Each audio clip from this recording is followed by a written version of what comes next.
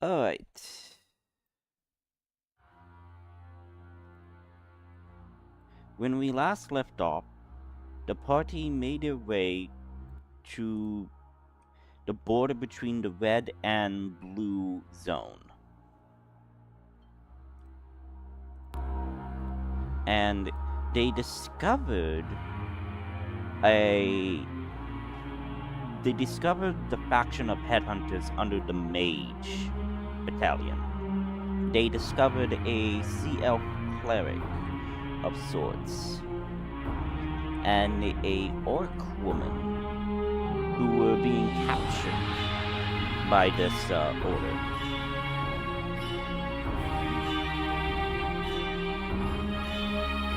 I think it was Layla or Adrian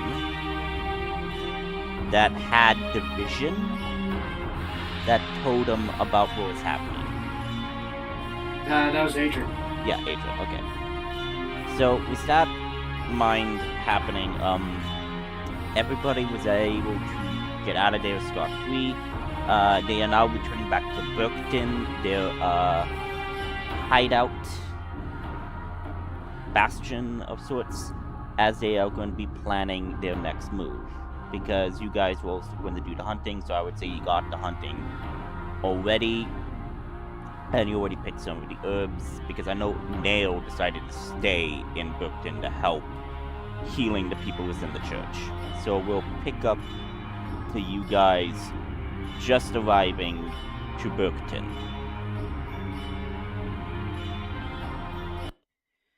Let me just do this. Hang on, I need to refresh the page because it's acting up a bit. There we go. Okay. Let me just get the village.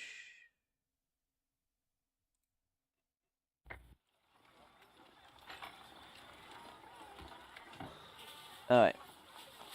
And we are good to go. Okay. So, Nail, you have been doing the arduous task of healing those that are afflicted with the blue flower illness. You managed to heal them from the poison and whatnot. You then hear joyous sounds emanating from outside of the church. As you go to look, you see your party returning with a cart full or wagon full of carcasses, deer carcasses, and a couple of boar carcasses for hunting. But you also notice two individuals with them. A orc woman with blue icy eyes, and you notice a elf that has a type of pigment of skin that you have never seen before. And basically all of that. I will in game art you'll see Sophia's character art and Python's character art that he chose. I don't know if you saw that, so just giving you a heads up. So basically everybody has returned. So, what is everybody doing now as you have returned from your arduous task? I guess Adrian will go check up on Nail. Yeah, he's free. Okay. So, Adrian, you head on over to the church where Nail is. You see Nail is outside, and you see his hands are coated with what looks like to be dried blood, as he had to help tend to some injuries. And you see that he is pretty tired from the arduous work that he has done.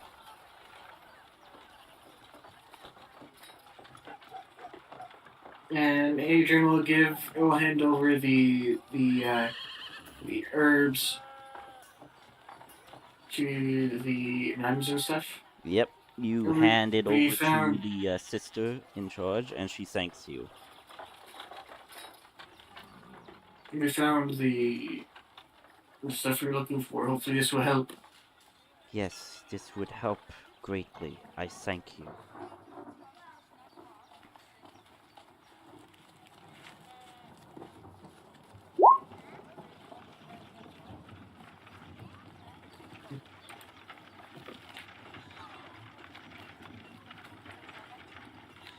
Anything eventful happen on your quest? We found some new allies, but they are currently resting.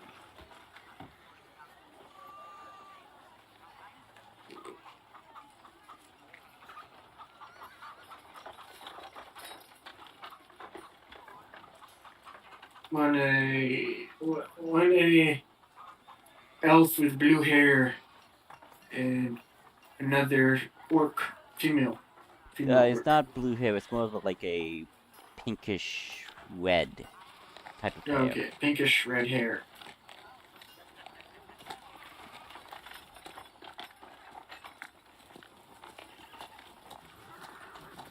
So yeah, you see these two individuals are heading over to one of the buildings, which is an inn. You guys could have been staying in the inn, but or you were camping. I don't know. Birkton is not a. It's kind of like between a medium and small village town.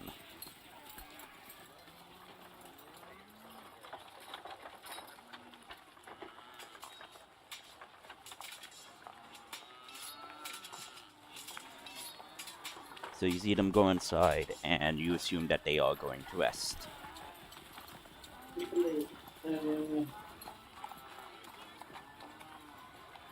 I guess.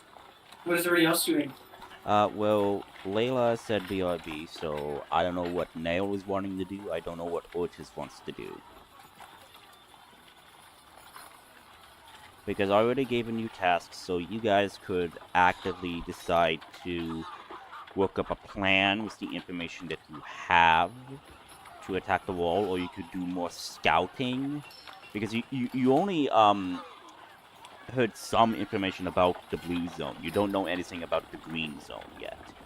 So you could go scouting and gather information about that area, or you could continue your investigation into the blue zone. It is entirely up to you.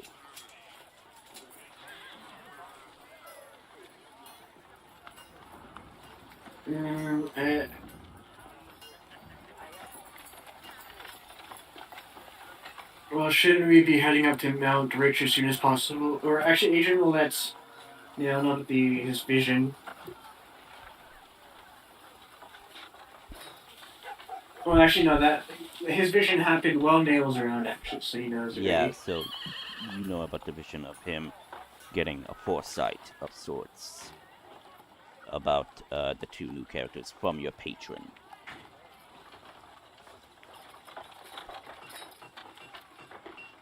Hmm. Oh, I see Sophia is idle. Hopefully she might join. Now she's been popping in and out of idle and offline. Yeah. But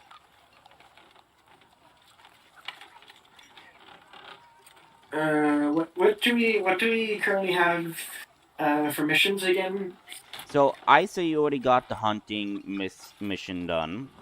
You got the herb collecting for the sisters done, so you could give your catch and quarry to the butcher, so he could start butchering, and he will pay you for the help. You also had to do some recon around the borders by the militia captain of the scouting regiment to ask for your aid to scout around the borders to see what activity is happening. Didn't we do that already? You did. You encountered that when you made contact with the two new members. You noticed about the activities. Mm-hmm. So you already know about this. So you could give a report to that and give the butcher his meat so he can start cooking a meal. I think it would make most sense for Adrian to go give the report while somebody else goes gives the meat. Sure. What does the oh? Hey, don't read that out loud. Oh no! I thank you. Thank you for informing me of that. I don't know how to do the whole whisper thing in Discord. Is it? I don't know Discord, but this is /W. Oh no! Yeah, sorry. I meant Roll20. Jesus.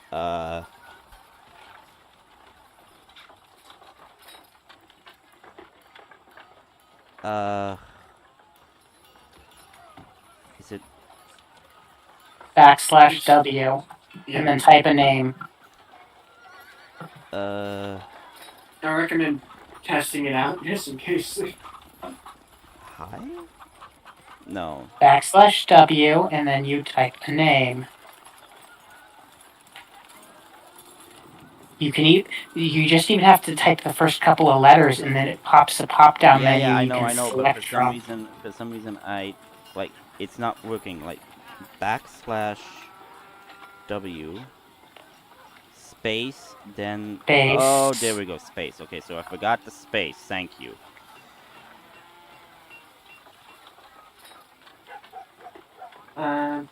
It'd be probably easier just to click my name. Yeah, I think it would be. Okay, give me a moment. So, okay, yeah. So, Layla, Ortiz, I don't know if you guys are here, but you guys are muted. What are you guys going to be doing while Adrian is going to go give this report to the captain about the scout? You already captured the hunting prey, so you could give that to the butcher. Yeah, I guess we'll give it to the butcher, and then he'll talk to Nail. Still have our prisoner, right? Or no? You have I think we still have. prisoners. Yeah. Yeah, I'm going round 2 for interrogation, entering their mind. I'm not quite done yet.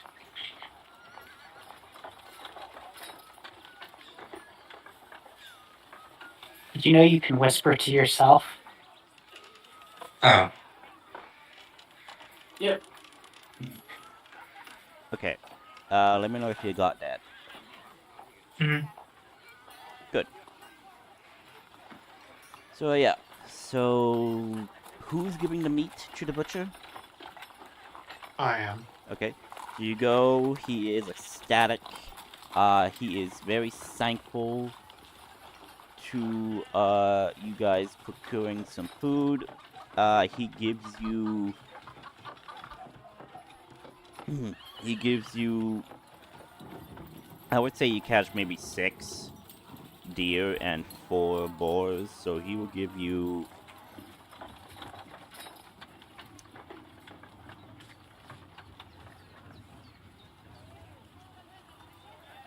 He'll give you.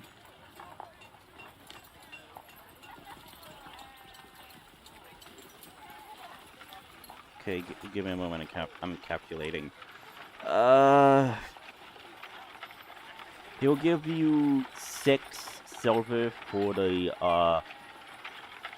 deer, and he will give you 2 gold for the boars.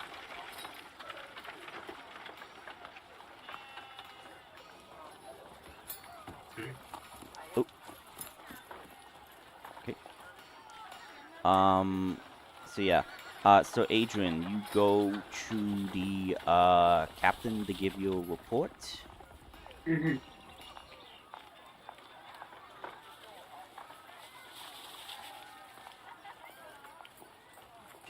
Yep. So Adrian will go to the captain, and he'll say, "We've done some scouting on the borders. We found some quite powerful spellcasters of the headhunters, capturing some refugees, I guess you could call them. But and we managed to take them out and dispose of them. We have a couple of them captured here. A couple of their captains captured. The rest are all dead and buried. I see. Thank you. Other than that, there has been no issues. I see. We will start putting scouting patrols around there to receive any further information. We were thinking of using this patrol area as he shows you a map, and you see the patrol routes. So you see the patrol routes sticking through the more forest with the trees, thicker trees and whatnot to give better coverage. To answer your question, Nail, to opt into the new World 20 map features, there was a thing where it said I could. I chose not to because I didn't know what it could do. So based on what I understand, this game can't become it. You have to copy it into a new game.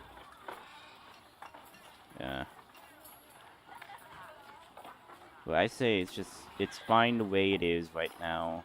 In my aesthetic, it's optional. Okay. I was just wondering if you were going to see about the new features. Yeah. Not right now. But Oh yeah, the new Roll20 features. yeah. Yes. Yeah, but for the time being, everything is perfect. So I'm not going to change anything because I don't want to by accidentally do something and lose all of my progress. So I'm not doing anything right now. But yeah.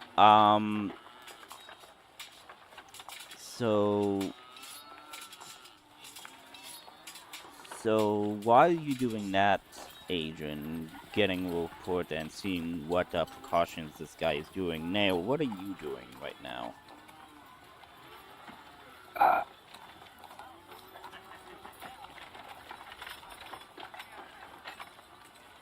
Going to get ready for the interrogation. Okay. I'll let Adrian handle the interrogation, but I want to observe. Okay.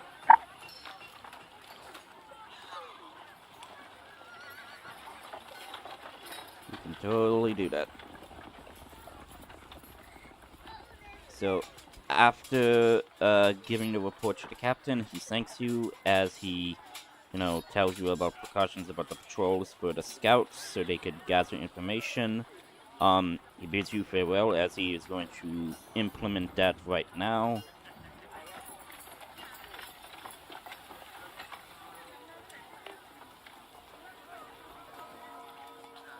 Okay, I guess so. Adrian will meet up with or regroup with the rest of the party then. Yep. So everybody's there. They have some prisoners. If I am The two captains. yeah, let me check the map. I believe okay, that's not the one. It's probably this one. Yes. You have 2 captains captured, and 1 individual did escape. No, I'm pretty sure we killed everybody. No. Everybody did escape except 1 person did escape. 1 person did escape. Okay. It was a regular grunt. He escaped way before the whole people was trying to escape. Yeah. So that one Yeah, regular that, yeah. infantry guy did escape. Yeah, I remember that now. Mm-hmm. So yeah, you have the 2 captains basically begrudging. One of them has an injured leg and whatnot from being crushed by the cart. So you guys going to put them in a room and interrogate them, or are you going to interrogate them in the open? I think a room would work best. Okay. So you go to one of the buildings, you get one of the rooms ready, you set up the chairs and whatnot to place them and chain them to the chairs so you can begin your interrogation. In fact, how are you going to start this interrogation? How are you going to do this interrogation?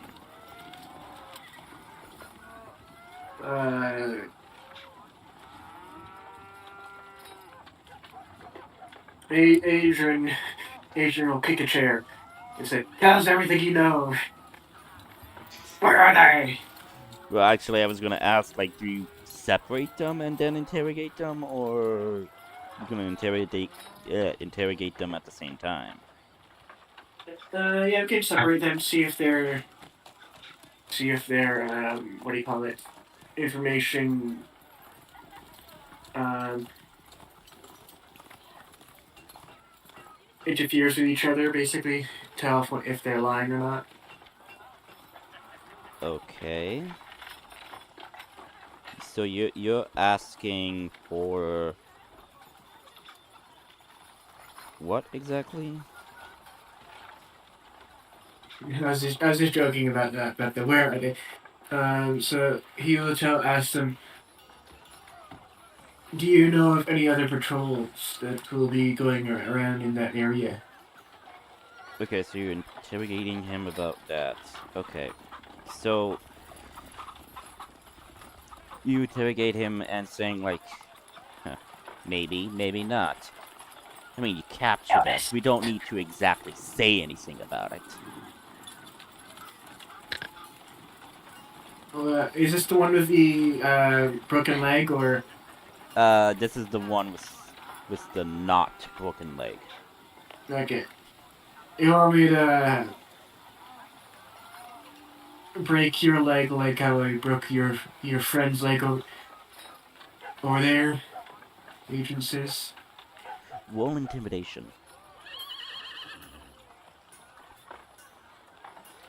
20. God damn it. I rolled low. Okay. 21. Okay. So, he just looks and then, like, basically, moves his head to the side and, like, spits to the ground and says, the way I see it, you ain't so tough. The only reason you got lucky with breaking his leg was with your magic. Doesn't mean I can't use my magic on you too as well. I can break more than just your leg. Ha. Thing is, bub, you won't get nothing out of us. Trust me.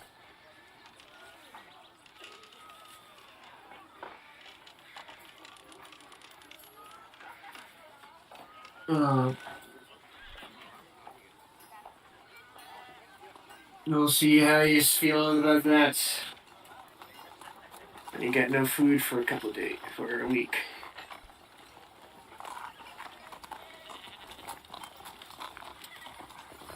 You can try to intimidate him again, basically. Okay, roll for intimidation. There we go.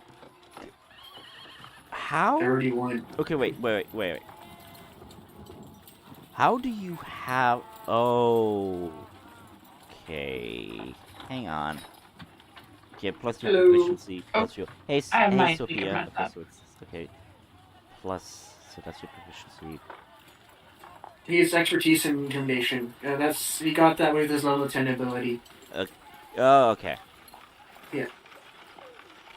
Okay, so you intimidate everybody. So Sophia, context here is they are interrogating the two captains that they captured with. They already made the reports to the captain Okay. and whatnot. So basically, what your character was doing is your character and Python's character went into the inns to get some rooms so you could rest. Okay. But I could say that after you booked the rooms, you could have gone with the party to do some questioning. Okay. I mean, it's up to you. I'm just giving you information. Okay. I'm still pulling up my character sheet. Mm-hmm. Okay, so I am at the inn right now, and you You're- guys are interrogating somebody else. Yes. Okay. Basically, you're at the inn right now. They are interrogating this guy in a basement in one of the buildings.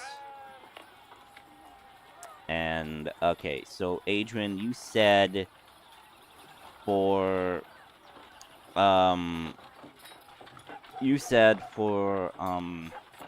your intimidation, you were saying about starving them? Yeah. Okay, and you rolled intimidation to intimidate them, and he says, huh, we've been without food. We've been without food for a couple of days before. I say we could survive a week. And the guy with the broken leg just says, uh, gods be damned. Why did I have to get stuck into you? And says, pipe it down. Look, can we not just tell them? I mean, for crying out loud, my leg is in pain. It's fractured. I would like to at least get some medical aid and not be interrogated or tortured. It says, shut up, Cosmo. Oh, Cosmo, you can help us, right?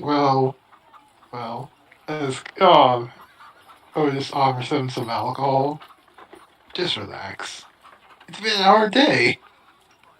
Um, sorry to say this to you, my green-skinned friend, but, Isn't there? I don't drink. I'm a non-alcoholic. Oh. I have. It's like you're really. Yeah, I'm allergic to alcohol. It's a rare condition. I'm allergic to alcohol.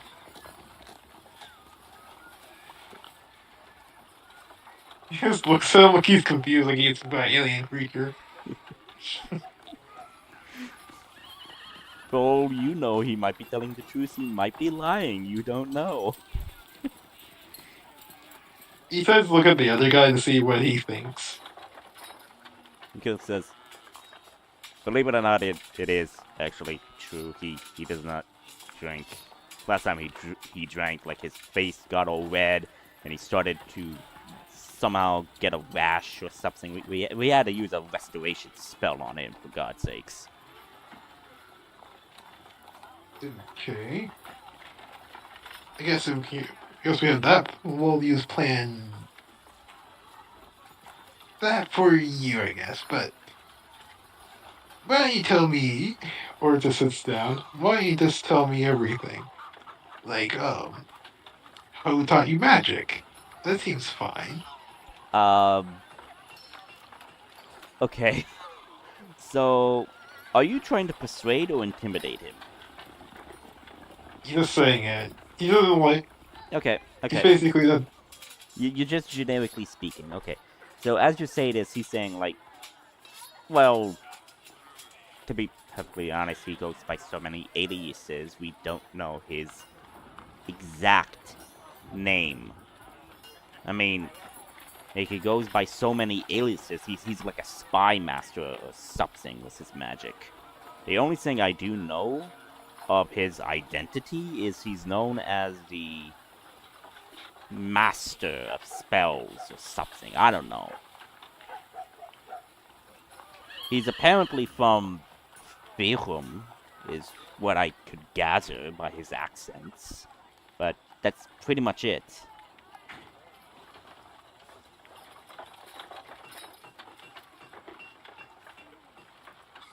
Hmm. Yeah, the person from Furum. Those are some nice staff and spells. Who do you actually like using magic? I'm a magic caster myself. I mean, I'm not exactly fully adept. I am, but basically, I did learn a lot from the people here. And like, shut up, Cosmo. He can like stops. No, Ernest goes up to the man and slaps him.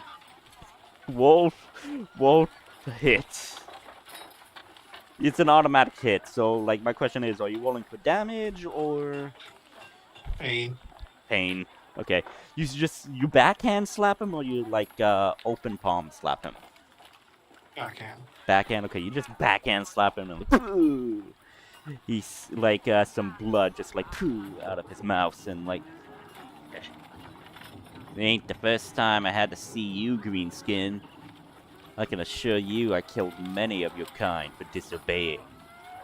Oh, they said that I was a coward for using spells and not fighting with any sense of honor.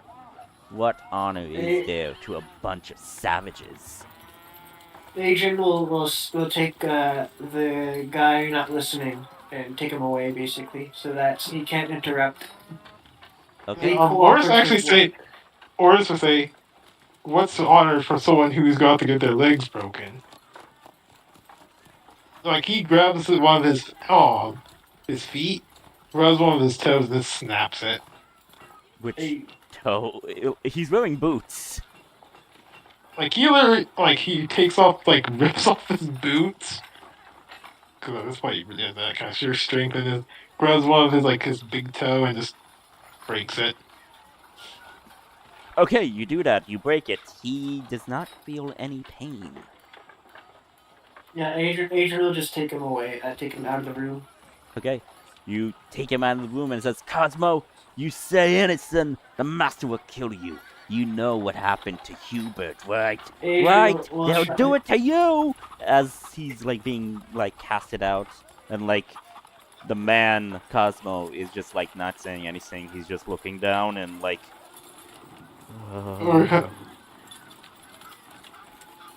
Morris decides to say something really important. Like, look, like, take a look, like, I'm not gonna say it's impossible for him to kill you from wherever he is. The real question is, how many times he wants to die before we get the information. We have plenty of clerics who can bring you back from the grips of death. And unless you sold that wizard for your magic, you can stay here forever.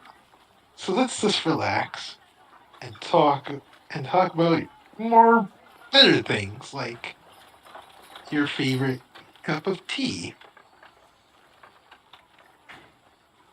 Um, I like I like herbal tea, mainly Firum delicacy, which is the snow flower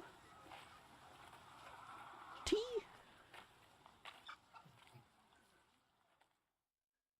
And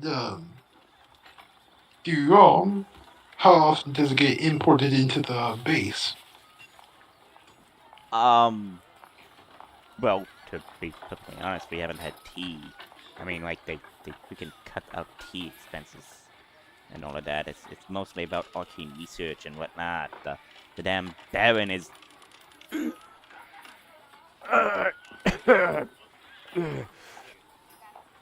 uh, sorry. What was the question again? Oh, Why don't you tell us whether you're making thanks. your bases then? Oh wait, let's try to give you a think. The base How is many?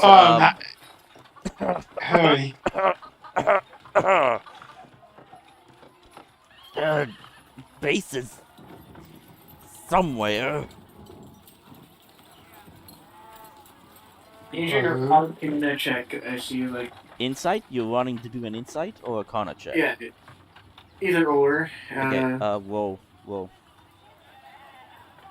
Because I heard insight from you, so insight. Okay. Why is roleplay so loud? Yeah. So, as you're looking at this man, as this man is talking, you notice of his coughing, his strength and grunting in his throat. But you notice that something is preventing him from giving this information willingly. Like he is wanting to tell you, because at least you're not going to kill him. But something is preventing him from doing it. I have an idea. Adrian let the rest of the group party know. He goes to Nail and whispers Nail. Do you have any spells that resurrect people? That's like a quick resurrect. No. I have spells to keep people from dying. I do have a resurrect. But you are not in the room. But do you Yeah. actively want to look for your party members? Yeah, I don't know where I am. Okay, so you exit. You are in Burkton, which is this small town. You have no idea, because again, this is your first time actually seeing a town in this island. It's quaint. It's a livestock town. You see some cows and whatnot, some basic farmland, so they can sustain themselves. But you see, it's been battered and bruised by attacks and raids. But the walls of Burkton are still holding strong. Uh-huh.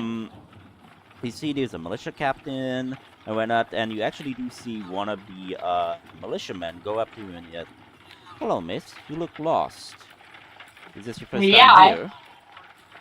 it actually is. You happen to like just notice exactly what the problem is. Yeah, Well, I to am be perfectly actually. honest, miss, you look strange for an elf. Oh, So I don't mean to be rude, madam. Like, I met wood elves and high elves before, but it's just like you look very different from the elves ah, that I have known. That is why. I totally understand that. Don't worry about that. But I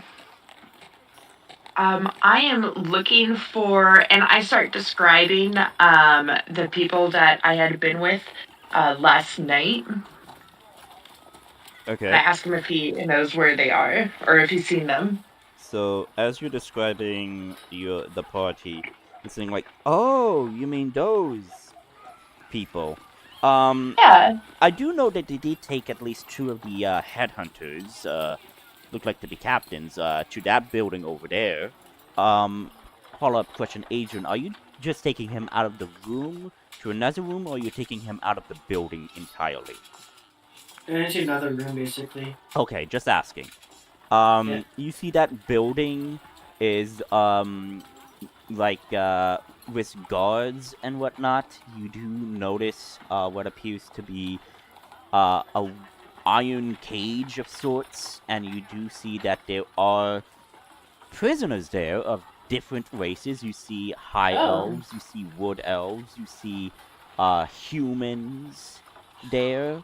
Um, you see that they were once wearing the similar armor of the headhunters, but you notice that they are, you know, chained, restrained, and in the cage.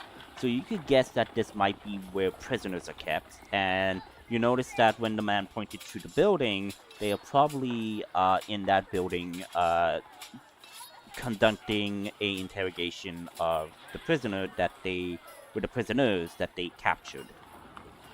Okay.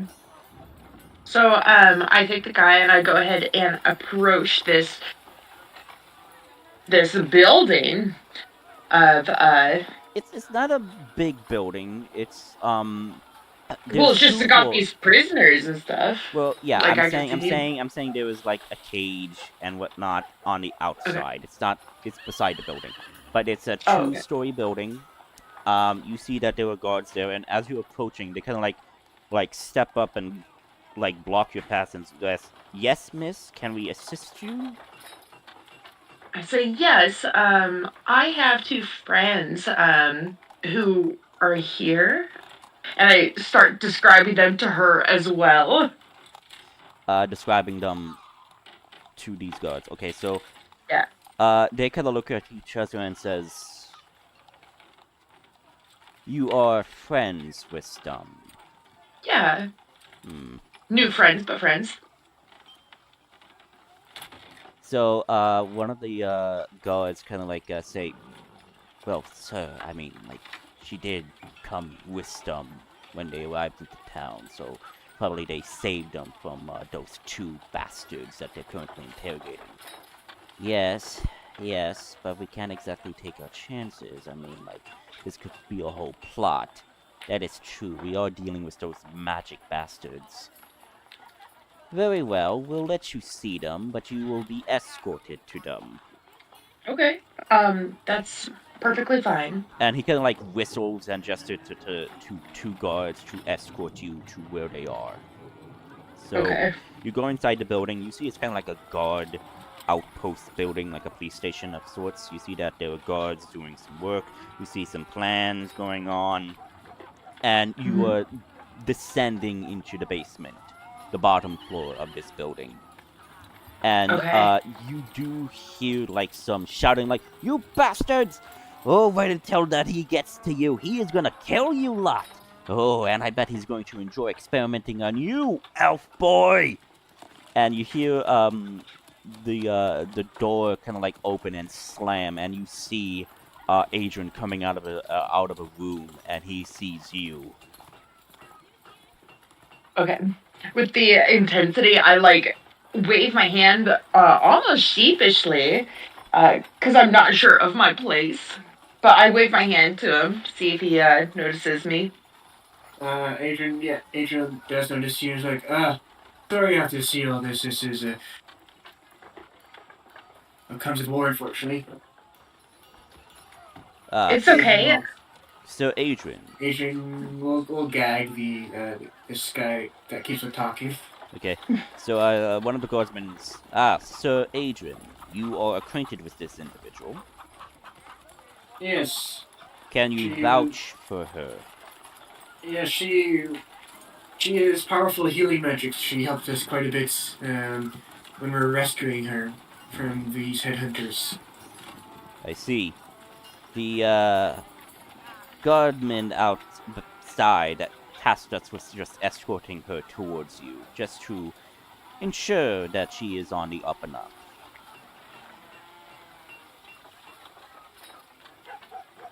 Well, thank you guys. I appreciate it. And I walk towards Adrian. Even though this place is like really crazy to me. Yeah, so I kind of like move my way from the guards towards Adrian. And that's what I do. Okay, so you follow Adrian to the main room where they are interrogating this other guard. Yeah, I'm following him. So as you guys are moving, the guards behind you, Sophia, are moving alongside you, moving behind you, like they are following you. Because again, just because he vouches for you, they're just a bit suspicious. Because again, they're dealing with individuals that could use magic to basically disguise themselves and be secretive spy networks. Gotcha. So they're just being cautious. They're just like going to where they are, and they're just gonna stand guard. Like again, they're observing and overseeing you. Okay, they're doing their job. Mm-hmm. But yeah, you go into the room with Adrian. You see the guard that had the broken leg is bound, and you see that Ortis is talking to him. I observe. Tell me how you feel about these magical ingredients that he is. Don't describe them, just tell me how you feel about the magic ingredients. Okay, wait. Magical ingredients? What magical ingredients? Just that's the place they're at. Just tell me how you feel about them. Okay. You mean... Okay, do you mean like ingredients to make magical potions and whatnot? You mean those type of ingredients? Yeah, that and any of the stuff used for spells. Just tell me how you feel about them. Don't describe them. Just tell me how you feel about them. So he says, normal, I guess. Why? Just like stereotype, nothing disgusting about them? No. No.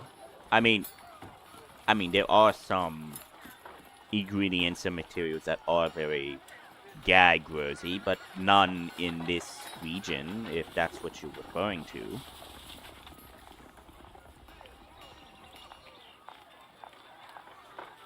How much do you think it costs for them to import this stuff? I don't know. I'm not part of logistics.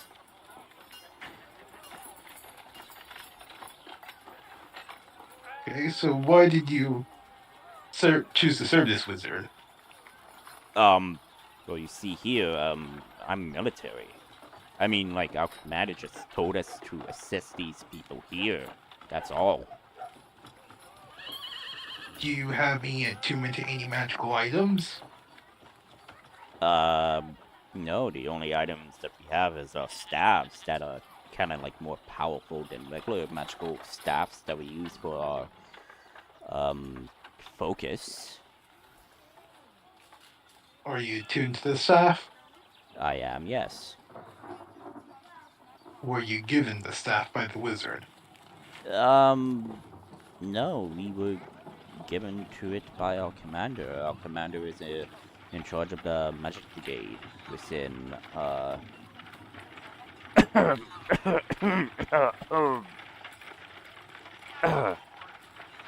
Ow. Ugh.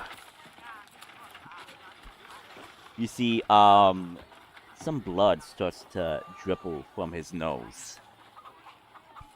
It seems that you're under some kind of spell influence that you're unregistered about. What? You mean like a spell that prevents me from telling the truth?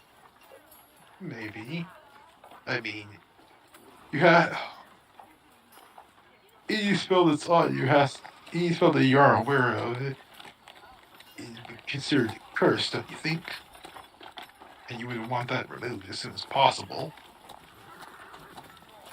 Yes, I guess so.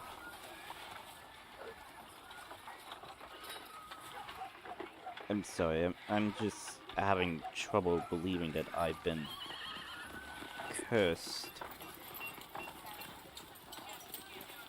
Sophia, you're adept in healing magic. Do you have any spells that do you think could remove curses? I only know how to bestow curses, unfortunately. I might, actually. Hold on, I misplaced my glasses. There we go.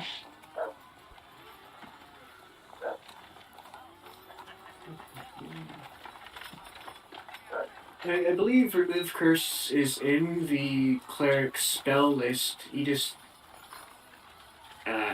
have to either you have it prepared or not, or you just have to take a long rest to prepare it or something. Okay. Yeah, I do have it. But yeah, I didn't click it for my list. No So, worries. but I could go ahead and go prepare it though.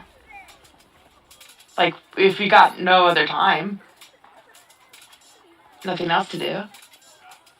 Yeah, well, do you have anything else out of character? Did we have anything else to do other than going to Mount Rich?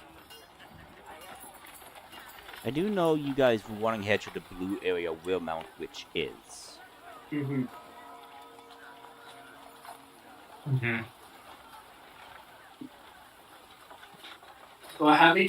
I don't think we've taken a long rest yet, anyways. From No, you have not. from that. Yeah. So we need to take a long rest, anyways. Here.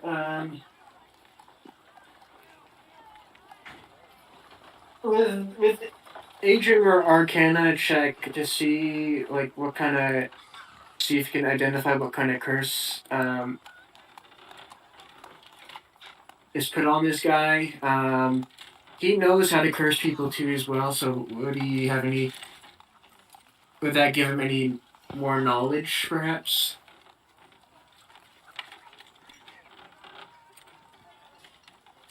Okay, repeat that so I am typing something. So Adrian wants to Arcana check this guy, see what kind of curse is on him. If it Sure. is, if You could also if do it is detect possible magic. to remove it. Yeah, there's also detect magic. Oops, sorry. Yeah. Sorry. So yeah, no, you casted it That was once, an so it's accident. fine. I think you have Greater Restoration too as well, which also removes curses. I do. Yeah, but Greater Restoration costs diamonds. Oops. Oh. Yeah. At least it's only worth 100 gold point though. Just a 100 gold point diamond, not a 500 gold one. Diamonds are kind of hard to find. Uh, Yeah. This isn't Minecraft, unfortunately. I wouldn't know. I but- don't play Minecraft.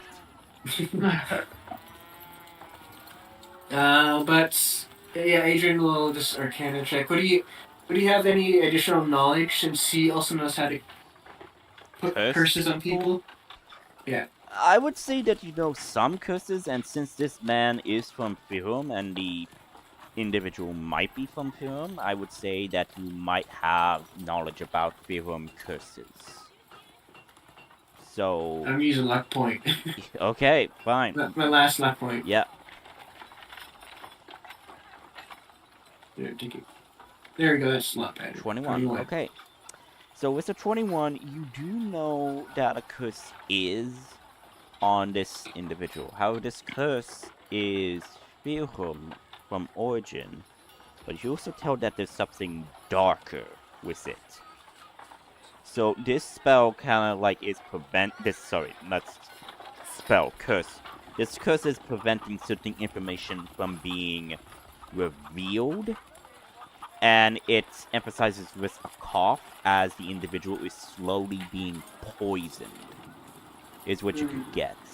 But you don't know what type of poison. And does he think a remove curse spell or greater restoration would remove it? Possibly greater restoration and remove curse will remove it. I'm thinking remove curse will definitely do the trick. Greater restoration might reduce the effects that was done to him, but the curse will still be active. Okay. Well, actually, greater restoration is a higher level spell than remove curse, which is interesting. But yeah.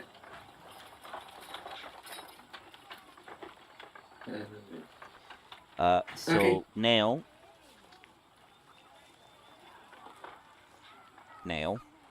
yeah. I sent you a message regarding something you were talking about.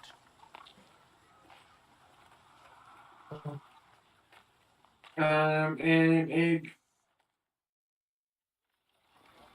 never mind. I guess we can take a long rest or something like that.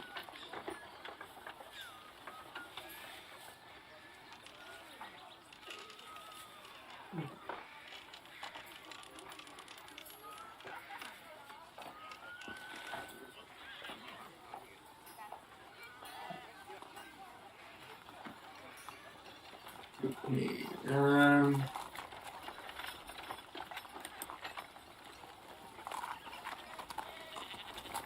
But yeah, does anybody have greater restoration or remove curse? I mean, I have greater restoration and I have remove curse, but I only have greater restoration clicked. Yeah. Yeah, but you don't have the diamond dust. Right. You possibly might be able to find diamonds, diamond dust or something within Burkton, but it is extremely rare. But you might get lucky. Okay.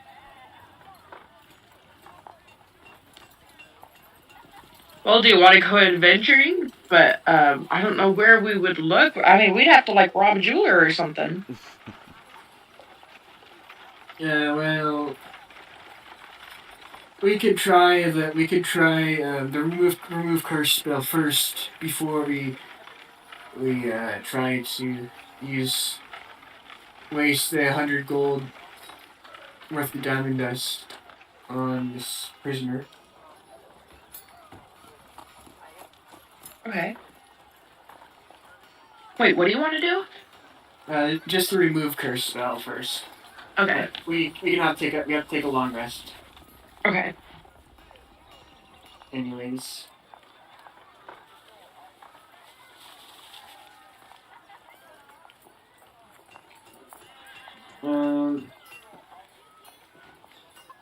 And so I guess we bring him to one of the cages. This prisoner to one of the cages that they lock him up there and head somewhere to take a long rest.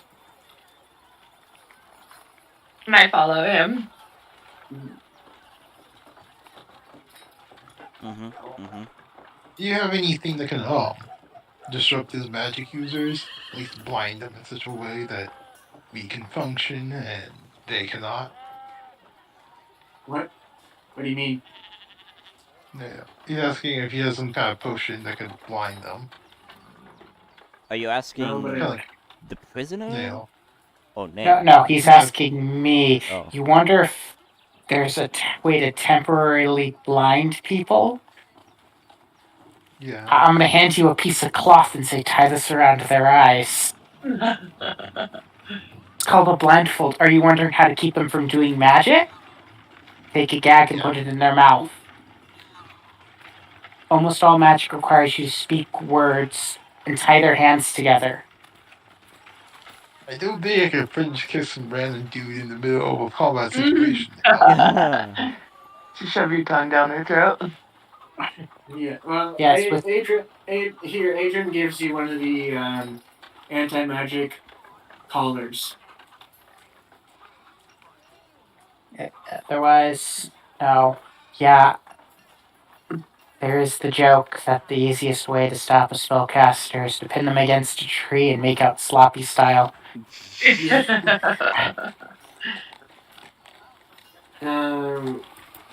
So yeah, you can, Adrian will give you an anti-magic collar. And slap this on around their neck, and they will be able to cast magic. Hopefully, if they have the key, they don't have the key for it.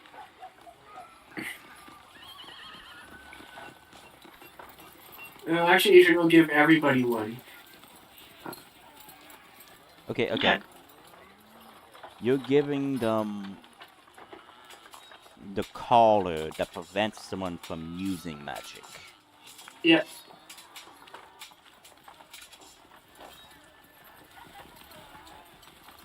So Nail, Sophia, Ordis, Layla, and Sophia. I'm blanking. Yeah, I already said Sophia. I'm blanking on the other person's name.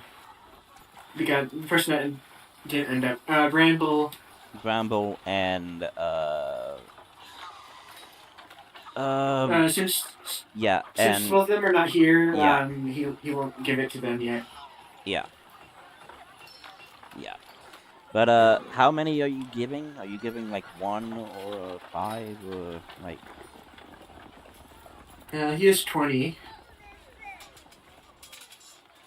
Okay. Yeah, he'll give 2 to each. Yeah, because not to mention you have crates worth, like a What's he carrot giving? worth of these collars. So he's giving the anti-magic collars that prevent them, like someone from using magic, basically.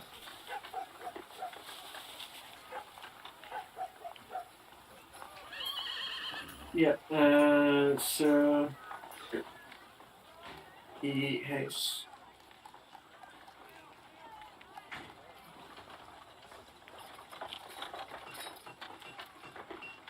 Yeah, so he gives 2 to everybody.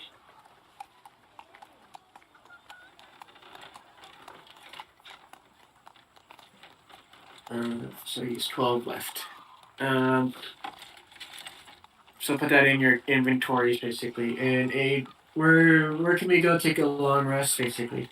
So like I said, you guys could have possibly be sleeping in the inn in Burkton, or you could be sleeping within the camps of the militia and orc camp.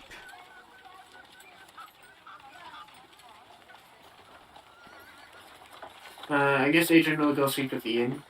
Okay. Anyone else? Sleeping in I'm the just camp. following.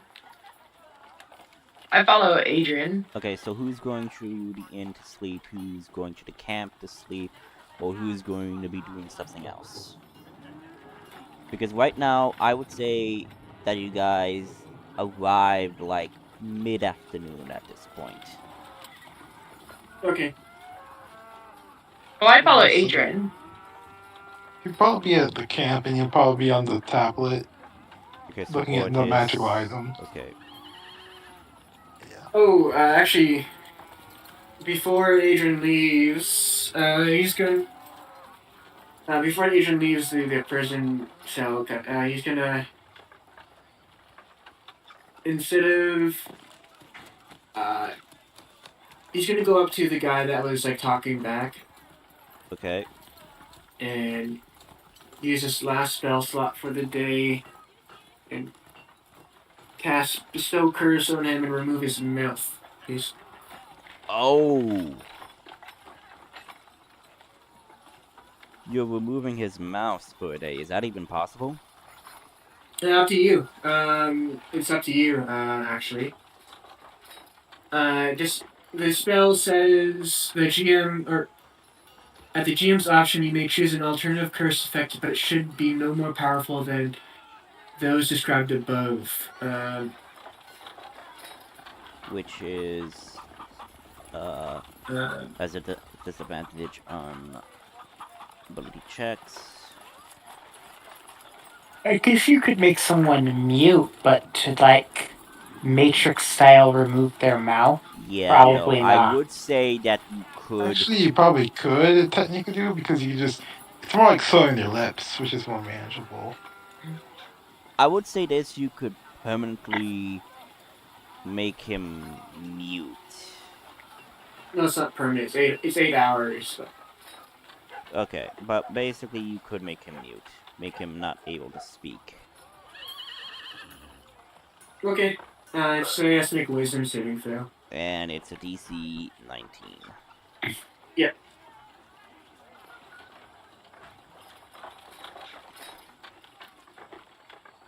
Fails.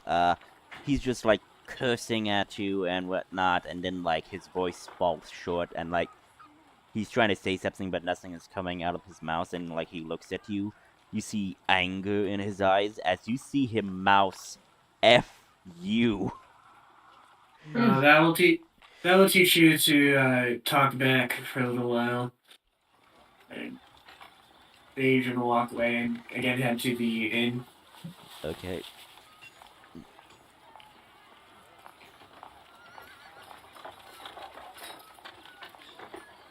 Yep, so curse is pretty fun spell. Nice. Yeah, it's just as fun as Phantasmal Force. And yeah, I guess we'll take a long rest.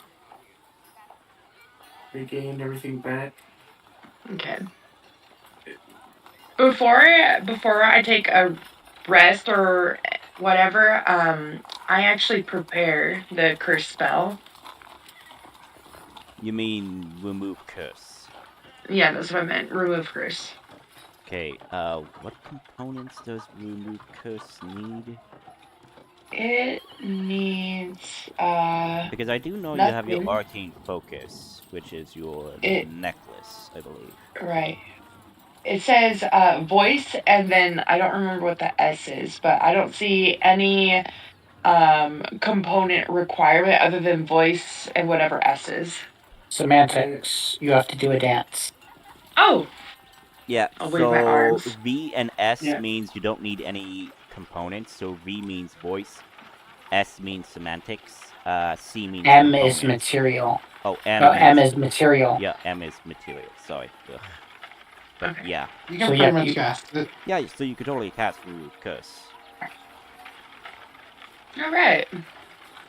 So once I prepare it, I guess I try to nap, but if I wake up, I just mostly hang out. Like I'm still grounding my bearings. Yeah, because you are an elf, so you do have trance. That's right. That's right. And I do believe Adrian is an elf as well, so he has trance. Yeah, trance is not too different from sleeping. It's just that it's 4 hours. Not 4 hours. Only 4 hour rest basically that we need a lot for a while. Gotcha. Yeah. Okay. Then I trance. Okay. So we have all our stuff, all of our expendables back, and you have your swapped out one of your spells for remove curse. Yes. Doing it right now. I guess in the morning everybody will convene back at the guardhouse. Mm-hmm. Yeah, I guess so. But while he's looking at the thing, he'll probably say, "Hey, Kicker, what will it mean for the to create this blood fury tattoo?" He's looking at the Chica's plate Okay, wait. Blood Fury? What?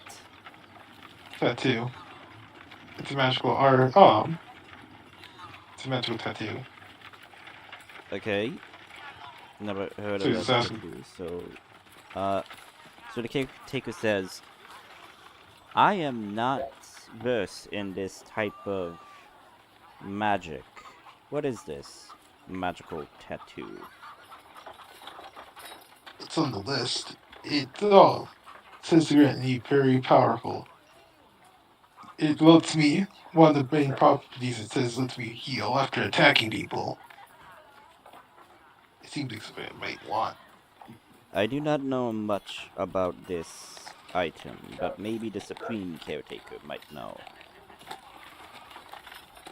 Okay. I guess make a query. You can get back later. Magical tattoos are fun, especially Matsu's. Those are fun.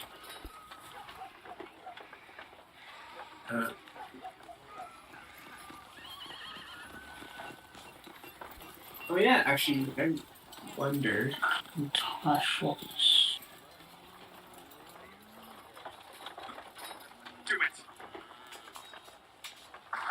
So I guess yeah. Are we reconvening at the guardhouse? I mean, it's entirely up to you unless someone wants to do something differently. That's what I'm asking.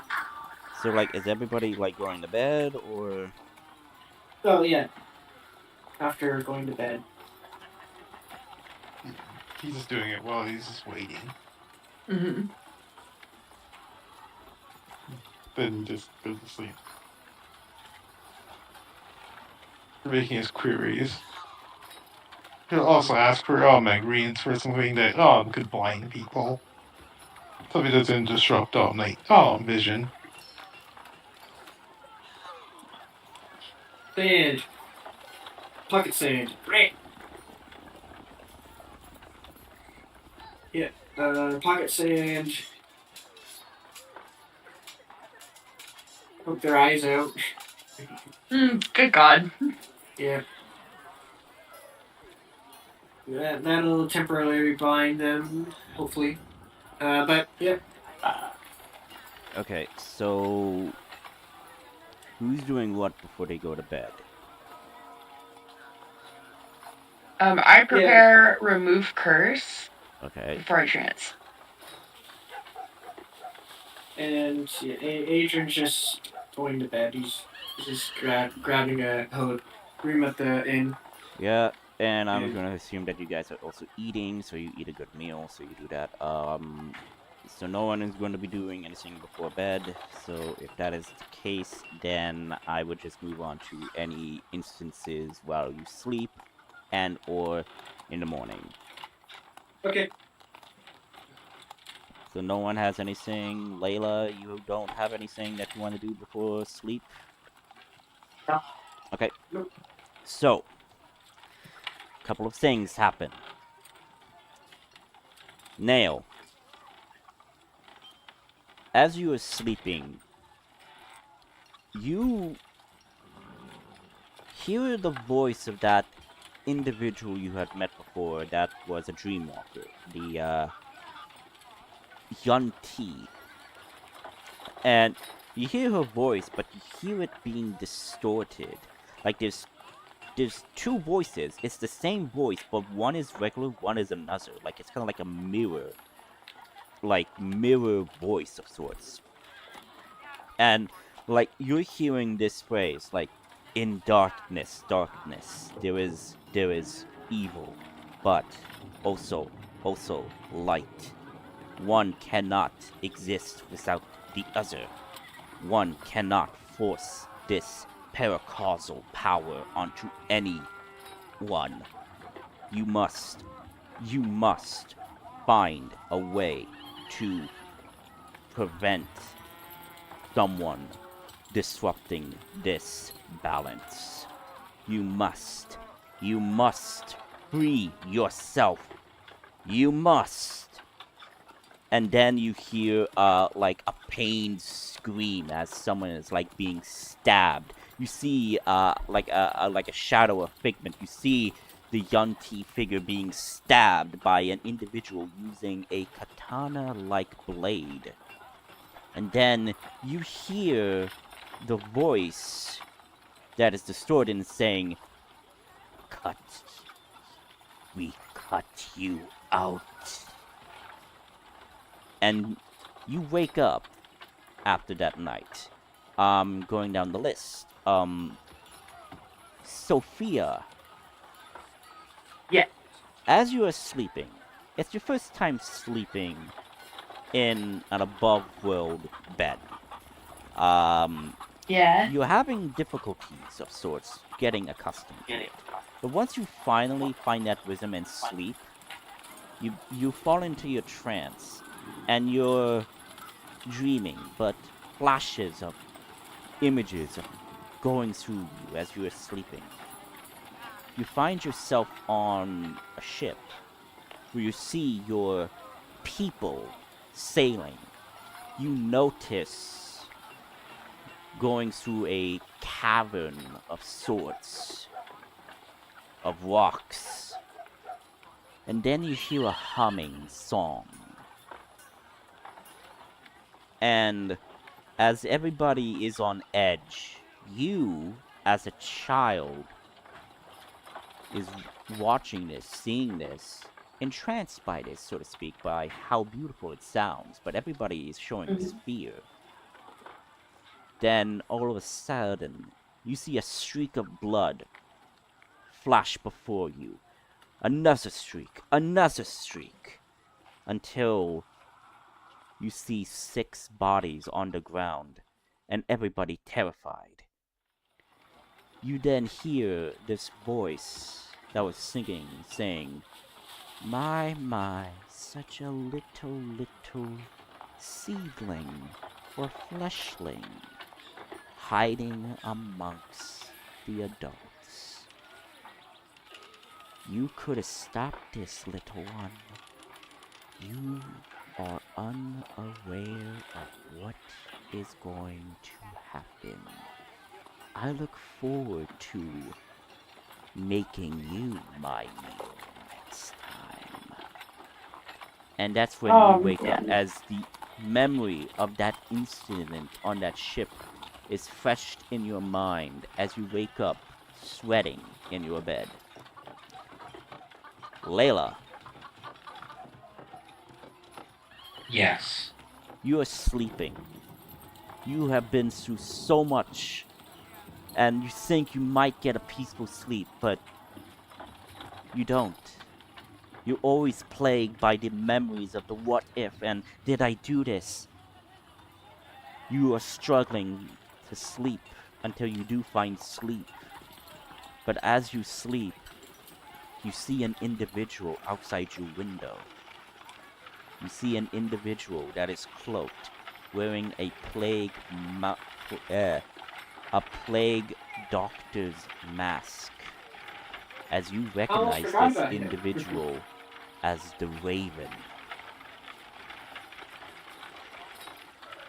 Really should invest in a dream catcher, but Yeah. So hello in again. pinned messages, I have the Raven in game chat in pinned messages, but this is basically what he looks like in pinned messages. He has a cane of sorts. But you see him, and you see him in a low tone and saying, "Rest, child. Do not be afraid." And you finally find sleep. And in your dreams, you see murder and death, but then you feel a hand tugging at you. basically, and you feel another, you feel like someone is trying to drown you, like as you are seeing like your sister being taken away, and you see apparently you, but older. And you see this individual taking your sister away from you, as you're being like pulled away by these multitude of arms. You're shouting to be let go so you could try to save her. You're shouting and shouting, and tears are rolling down your eyes, your cheeks. Sorry, and you just hear a voice saying, "It's okay," as you feel arms wrapped around you in a warm embrace, and you feel someone rubbing your shoulder and saying, "It's okay, my daughter. Just breathe. You are not responsible for what happened. You are not responsible for what happened. Let go." And you recognize this as the same warm voice you heard before. Do you choose to resist or accept this?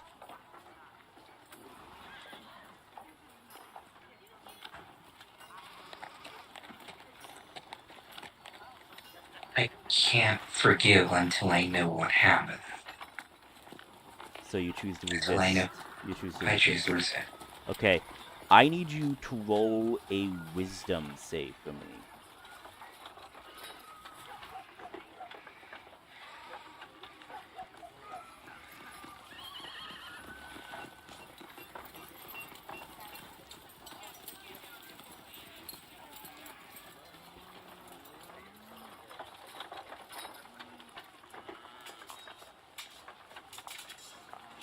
Just a wisdom save or wisdom check? Yeah, wisdom save. I said wisdom save. 15, okay. So, you pull back from the embrace. You find yourself in a room. A familiar room that you were living in the facility. It's your childhood bedroom of sorts. You see the scratches, marks of you resisting and whatnot. And then you just see the figure of that metallic individual, that robot, that android, that warforged of sorts, as you now come to recognize them. You see this individual. You're scared. You go up to a corner and you just say, "Be at ease. Be at ease, Layla. You have to let go of your guilt. Be free. You are not."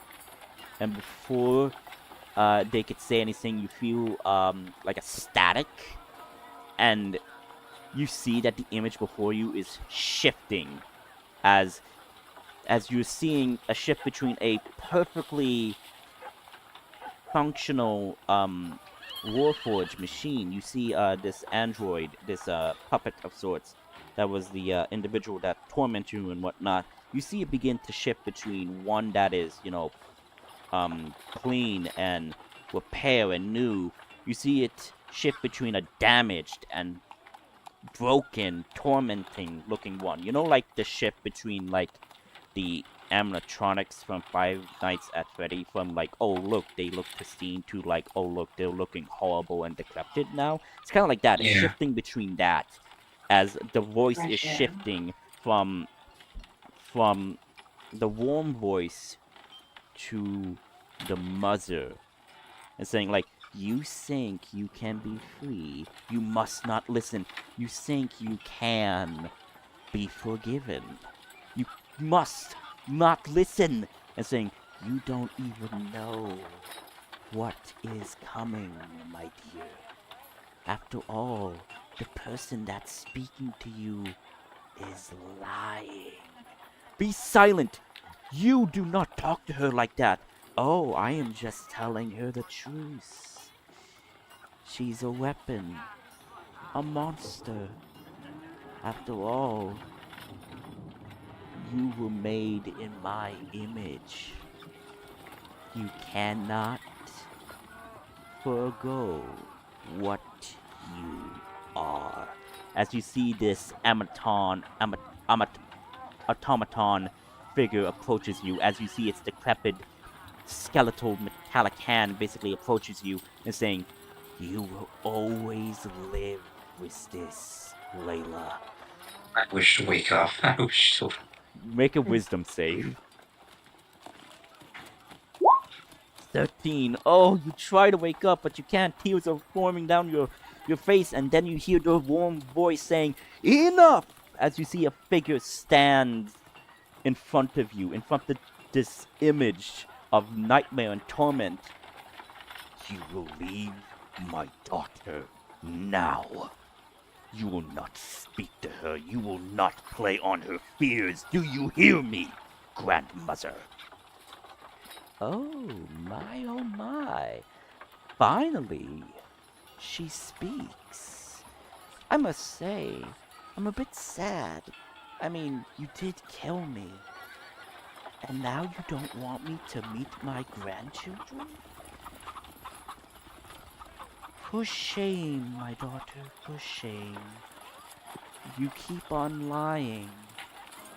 But we all know why you don't want her to meet me. You're afraid that she will be just like you when you first killed me. You're afraid that she will be just like you, the weapon that killed so many innocents. But very well, I will leave her alone. For now, I can't say for that in regards to your other daughter. Who knows, maybe she might reach out, maybe she might not. But it depends. I bid you farewell, my granddaughter. And you see the form before you of the automaton disappear in a hideous mechanical laughter. And you see the figure that stood in front of you to shield you. You see this person turns and you see your face, which is older but different looking. And you see a grim look on her, and she just, "I am so sorry." As everything turns to white and you wake up. Everybody is awake now. All right. I haven't Let's slept ponder this that good in a dream. while. Agent says as he meets up with everybody else. You What just did he see a say? he says, Eh, yeah, say what you need to say. I haven't slept this good in a while. I feel super well rested for some reason. It's normally you getting murdered in your sleep by random things. Yeah, and I'm surprised. I can never have a normal night. I think we should probably talk to someone about that one. Yeah. Well, I just had a weird dream. Well, adventuring does that to you, unfortunately. Yeah. And Agent has kind of like this hollowed expression. As says that. But Sounds traumatizing. he is. Well, how old did I make Adrian again? Oh yeah, he is 200 years old. So. Damn, around for sure. So are you able to? Do you think you'd be able to remove the curse of the prisoner? Absolutely. That's good. I'm ready to go. Yes, having a cleric like you, Ren, will be very will be very reassuring. He smiles. I give a smile back, and a small like blush touches like the apex of my cheeks. I'm like, Thank you. Yeah, we've just been relying on Nail's healing potions. That must have been expensive. But he actually knows how to make it himself. Oh. Oh, he's probably spent a lot of time making potions. Yeah. Don't you like make a potion every night, Nail? Not really. Almost every I night? still have to pay for them. The Mhm. ingredients. Yeah, the ingredients, which you have not Uh, gotten any ingredients because you did not mention that. Oh, hey, I'm going for ingredients. I really doubt we're gonna find potion ingredients out here. Indeed. Yeah. yeah. Well, let's just head down then. Oh. I guess we'll enter the guard station again and All right. grab the guy with the broken leg. Okay. You go to the room where he's being held, and as you enter the room, you see a man that is bleeding badly, Oh. Oh dear. and you see that he's been stabbed by a blade. He's still alive, he's just in pain. What you could gather is this happened probably about 8 hours ago or less. He's saying like, ah, ah, ah, and he's like groaning in pain and like whatnot. You see that his wound isn't fatal, but you see it that his wound is very much painful. Adrian will start rush over immediately. You start applying pressure to the wound. Okay, you do that, and he's like, ah, damn, behold, ah. And by the wound, you could tell that this was made by a similar weapon of yours, like a katana. Who did this? I don't know. Some person. Not sure if it was man or woman, but I don't know. I heard screams and there was blood. And then like someone just opened the door and tried to kill me and said that you all have been warned. I don't know. You do notice that there is blood stains in the room. However, you notice that the blood stains are not from him, from his wound. You notice that these are like kill marks, and you do notice that there were guards there to guard him. The guards are not there. Dear.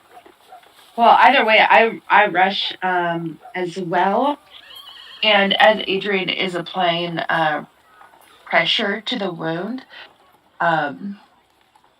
since he's not dying, he's just actively bleeding, I'm gonna cast a rank 1 cure wounds. And hopefully that'll stable him.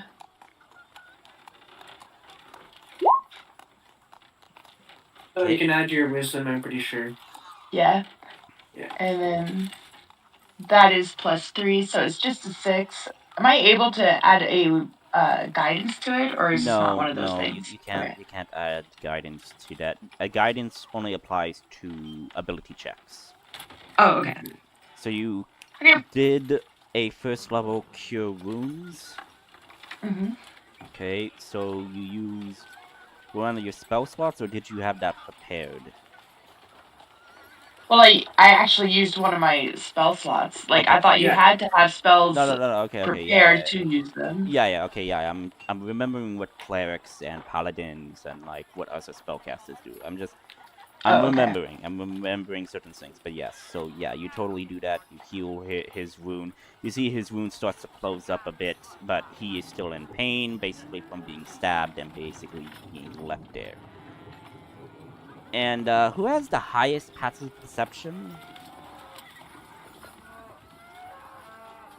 I have 15. Sure, it's 15 Adrian. as well. I think that would go to Sophia, since she's a cleric. Yeah, I think her passive wisdom is higher. Passive I mean, I have a perception. +7 to perception. Is Yeah, that but what you mean? no, I'm talking about your passive perception. I'm looking for it, but I can't see it. It's At the it's very below skill, so you have a 17. yeah. Oh yeah. Okay, yeah. I have a 17. I see it now. Yeah, yeah. So okay, so everybody with a 15 or higher, you do notice a smell, and it's a very bad, horrid smell. Ew. I jump up and cover my nose and say, "What is that?"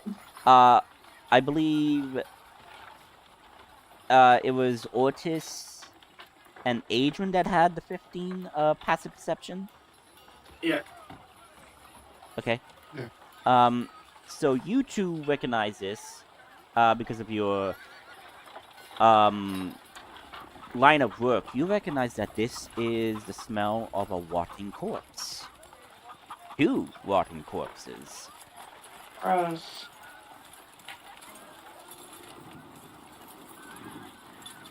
Hmm. Should we go check it out? Someone or something's just rotting.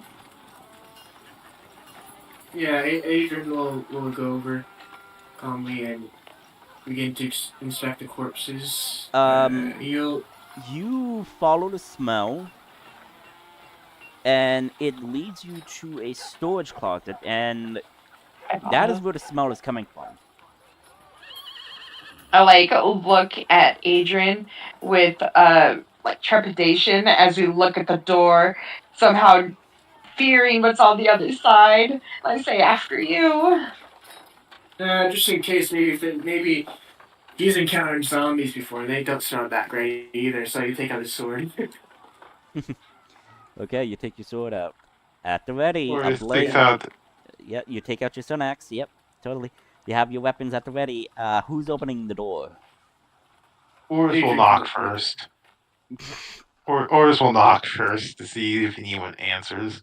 Okay, you go. Knock, knock. Nothing. No response. He opens the door. Yeah. You see tumbling out is 1 and 2 bodies. You see that the first guard's body drops, and you see that his throat has a large slash gash as his throat was slit. As you see another body whose head is nearly decapitated.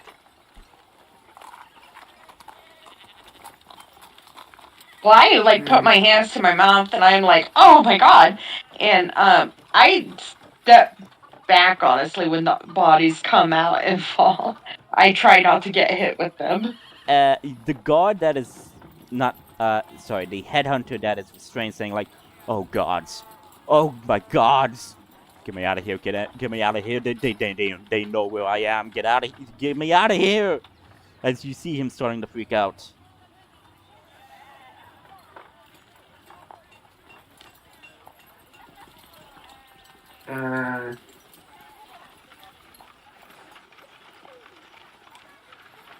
Who knows where you are?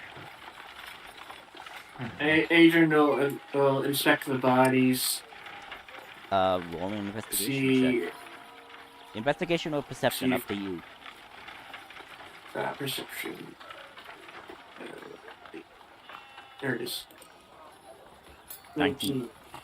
Okay, Nice. as you're inspecting the bodies, you see that the slash marks were quick and precise, like your katana-like weapon. You only know 2 individuals who had weapons that you have encountered before. That shadowy masked figure that you had encountered at that secret smuggler port hideout, and that other individual that appeared to be a servant to one of the great spirits that you had encountered before in Kiron during that raid at that gang hideout. Those are the only two individuals you have known who had the same type of weapons.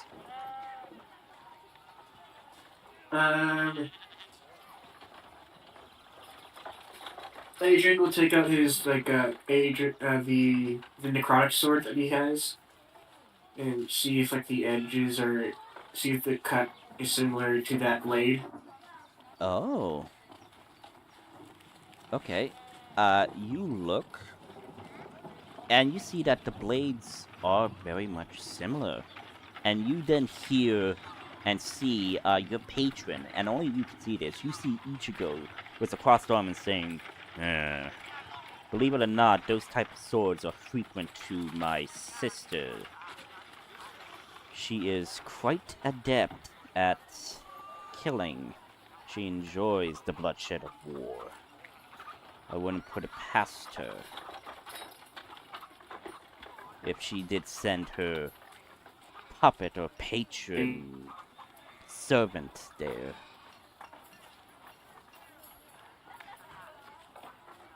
Hisako, what are you up to? As you hear him say this.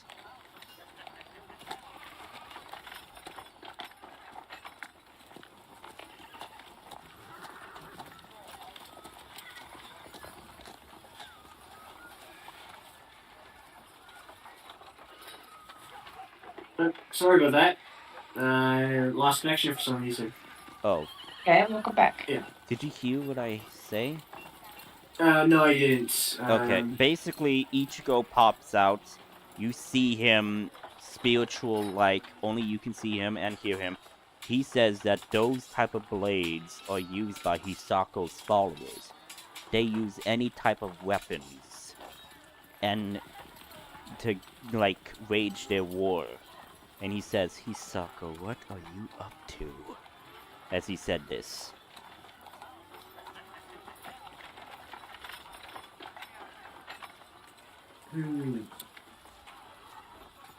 Well, well,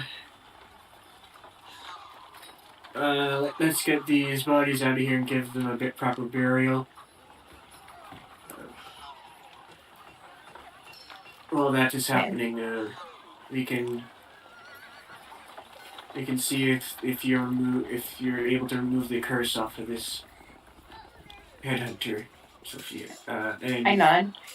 I turn and go towards the guy that we were, interrogating earlier, and I go ahead and touch him and try to remove the curse. Okay, cast remove curse. I did. Okay.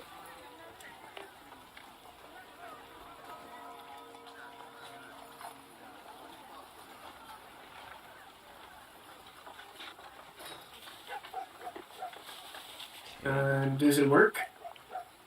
I'm trying to see remove curse. What do you mean? Get here. Yeah. See if you could post it in the chat. So.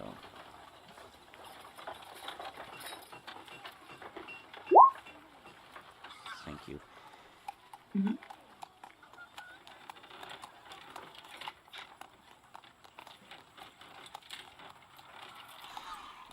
Okay. So, you see a shadowy, necrotic, arcane sigils begin to remove from this man. And you see that, the armor begins to crack and fade as the magic is removed. Oh.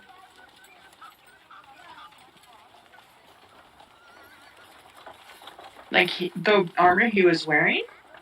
Yeah, his armor begins to crack as the curse is removed. Maybe the curse was put on the armor. Interesting. That's that theory. Goes to the other guy, like who's in the cage, and starts stripping him. You mean the guy? Okay. Yeah, starts taking his armor off. Okay. As you try to do that, the armor does not budge. Oh, interesting. It's like bound to him.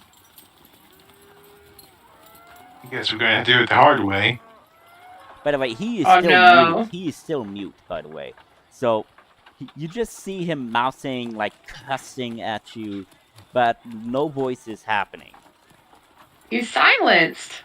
Yeah, and then, like, How do we pick up? yeah, he kind of, like, looks at you, Sophia, and he basically says something, and, like, you're trying to figure out what he just said, but Ortiz, you actually do recognize what he said. And you What he actually get angry at that. I will whisper what he said.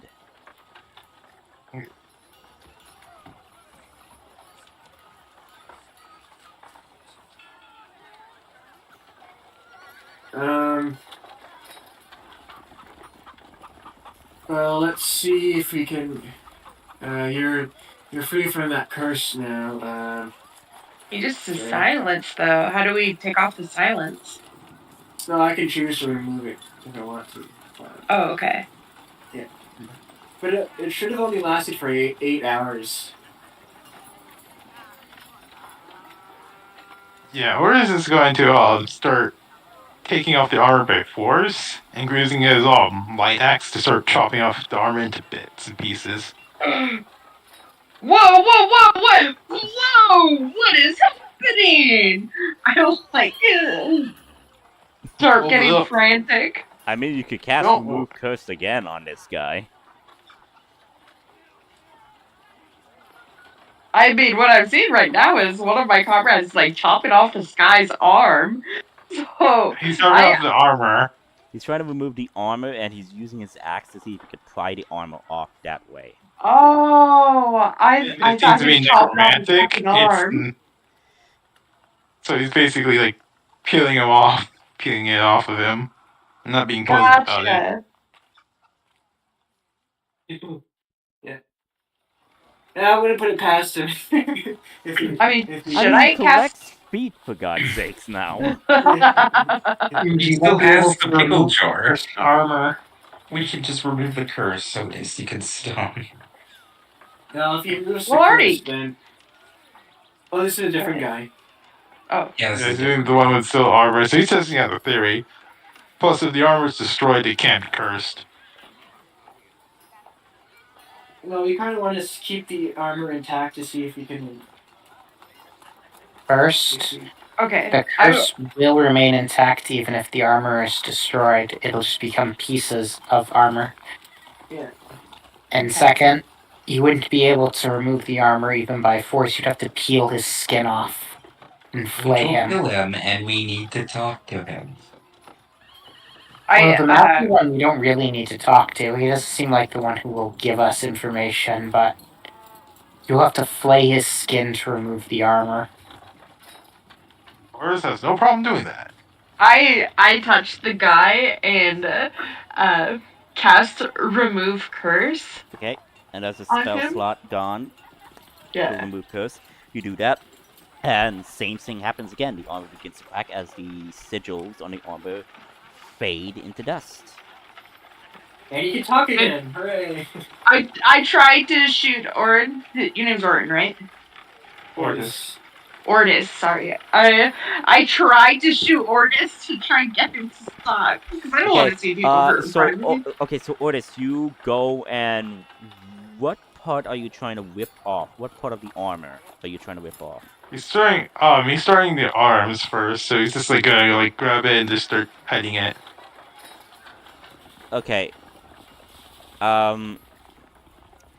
You do that, and then you hear his voice saying, "What the hell are you doing, you green oaf? Let go of me!"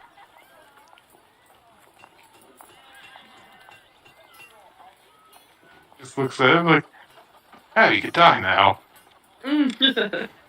Yeah, I could talk now. Your little elven friend, Adrian, I believe his bloody name was, decided to make me silence. Now then, would you mind letting go of my hand? Otherwise, I think I might want to rip your heart out. Or just looks at him, stares deep in his soul, and says, "Are you going to try?" In this condition, in the state you're in, are you going to try? His Looking at him arm as if he's his arm is free, so make a contested strength check.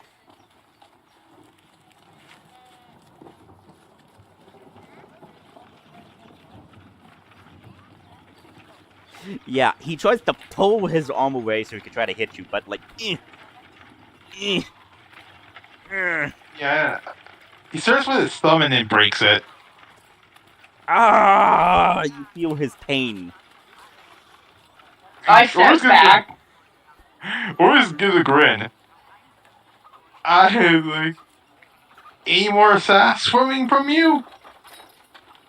Oh, you ugly green-skinned piece of a shit, you.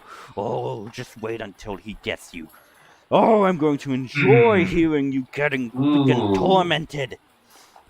Who gets Dude, up? you're not gonna That's- be there. Or is like, you're not gonna enough. be. We can integrate the other guy instead. We don't need this one. Indeed. But, well, he needs to be a lesson. And starts breaking the law of each of his fingers on the hand that he's holding. Pop. Sophia's Sweet like shocked pop. and just steps Eek. back. All of his fingers are now broken as he's like, in excruciating pain. Sophia, make a constitution save for me. Constitution. 8. Okay, you kind of like need to turn away as like you're just seeing this brutal type of like punishment as you feel like you're gonna be sick. Okay. I start feeling nauseated, trying to get away. How about we leave Ordis to whatever he's into, and we can go talk to the other guy that got stabbed. I nod emphatically and say, yes, please. Or his ties him and says, I'm just gonna have my, I decided I have something useful for you to do.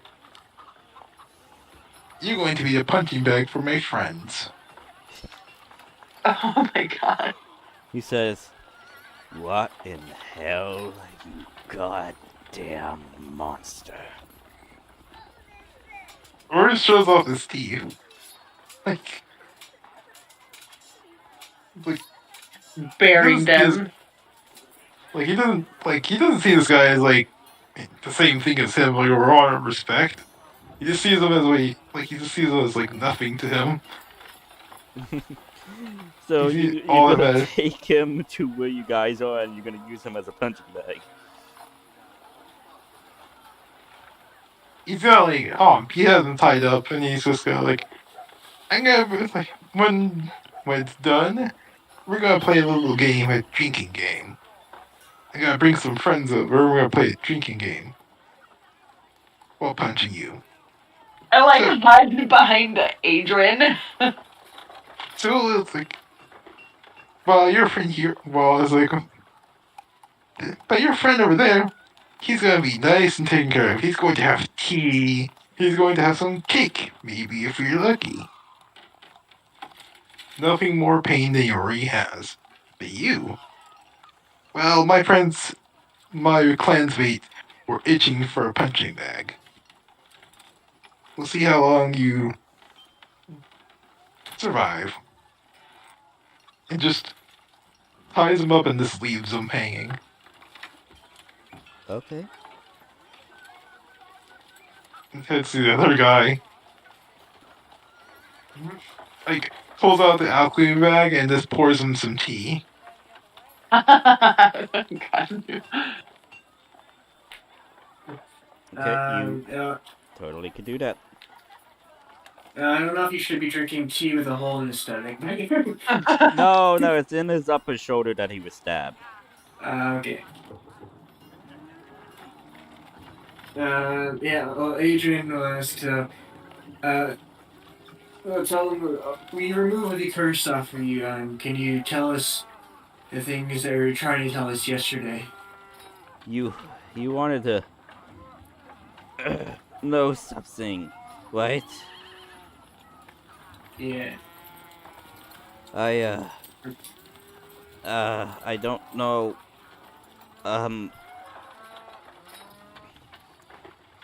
You wanted to know the base, where it was? Mm-hmm. What Yes. base are you specifically wanting? The All face of where you them. have He'll take out the map that he has of the of their bases. Is there any? Are there any places? Are there any bases not on this map here? Kind of like, I no, no, maybe a small outpost for the scouts to take a break and whatnot. He points his arm to the map, which is right around here. Okay. But nothing. The other bases are where they are. What about that wizard that. that you couldn't see the name of? I don't know. He moves between different locations, but he's mainly at that work camp, making sure that his experiments are going well. Yeah, which is that? Which here on the map is the work camp? He says, right over here, near the base of Mount Rich, where the mining is being done. There's a little underground science experiment going on there.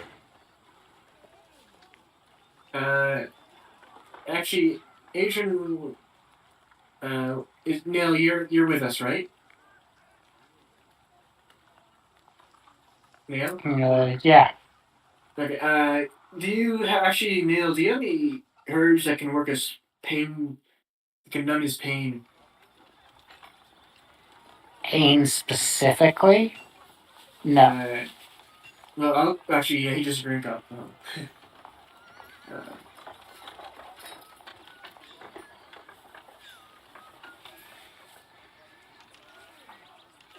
oh yeah. Oh well.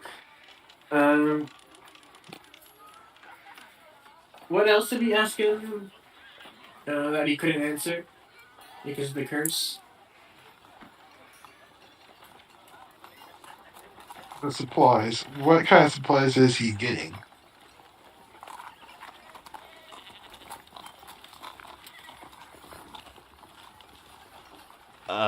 He's getting a lot of supplies for, he's thinking, materials from Firhum, mainly about magical manipulation materials, and the funds that he's getting is basically from that Baron asshole. He's getting a good amount.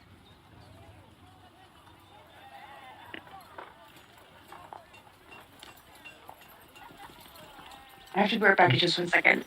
No worries. What kind of experiment is he conducting there? I don't know. I'm thinking an artificial golem,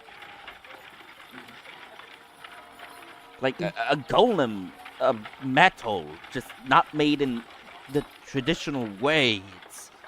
I don't know, but like he said, it was his masterpiece. That it was carnage made flesh or made metal. I don't know. Starting to think about the other ones we faced.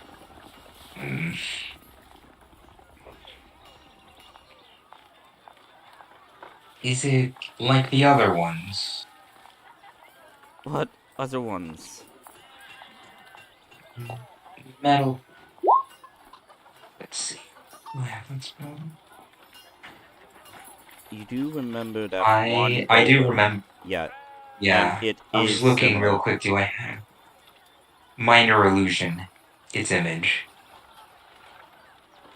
Okay, so you minor illusion that image and saying, yeah, yeah, it's like that one.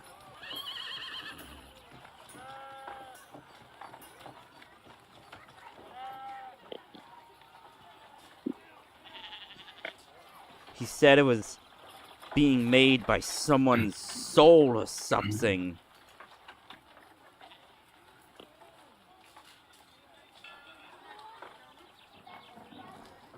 I don't know much about how it was made, but I heard the rumors that they were using souls in order to make this golem.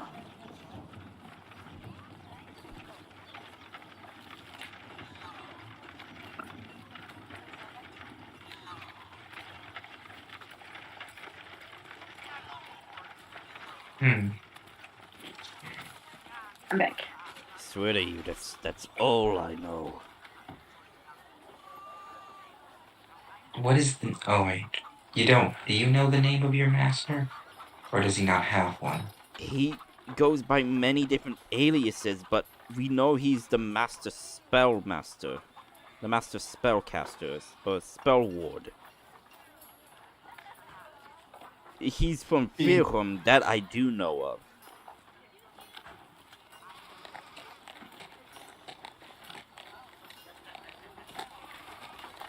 oh, do you know how to shut down the callers? Yes, Use controller. yes. I believe that there was a master de-enchantment stone to deactivate all of the collars. Do you know it, or do you know someone who would know it? I'm thinking the supreme. Uh, I don't know. Someone from the spell brigade might know, but that's all I know.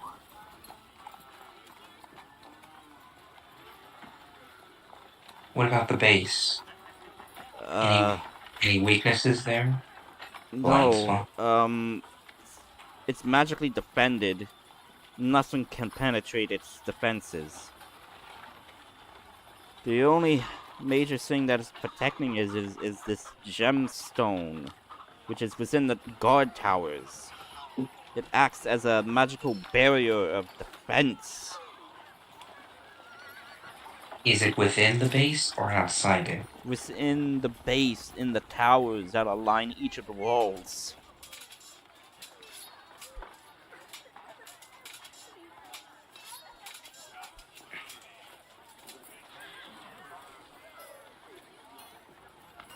Hmm.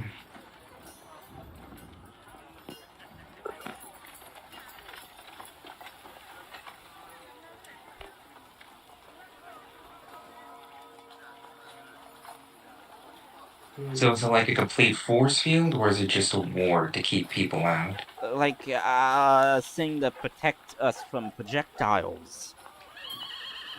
Are there any weaknesses? Do you know of any weaknesses in this force field? I do know that if you take out the thing, it should like deactivate.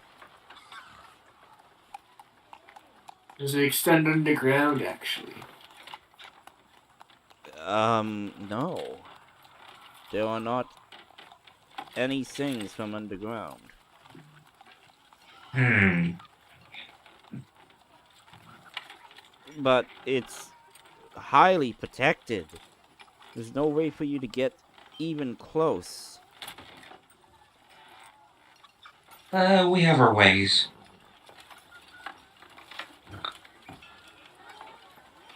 Whether or not we want to bulldoze our way in or be quiet, stealthy about it. I know that magic outside of that zone can't penetrate the shield. That I Are do we able to know. just walk through it, or is there?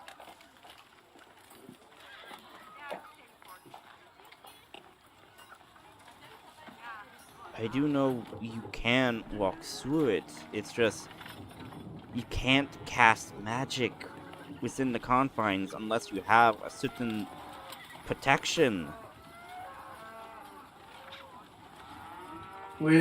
That's if the force field is up. Yes.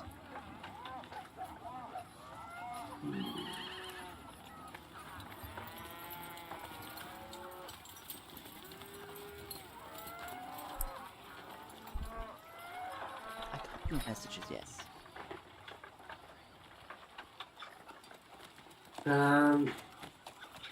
Do you guys have any other further questions? I can't think of any. So basically what he is stating is that outside of this barrier it protects it from projectiles and from spells. So basically it's kind of like a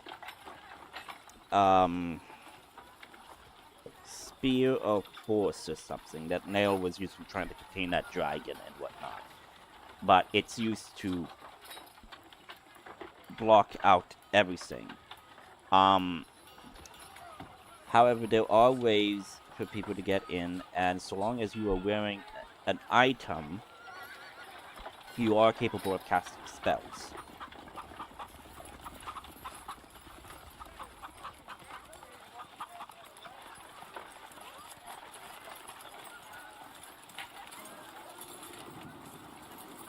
And he tells you that it's a medallion that we each carry. Do you have one of those medallions on you? Yes, all of the troops carry them.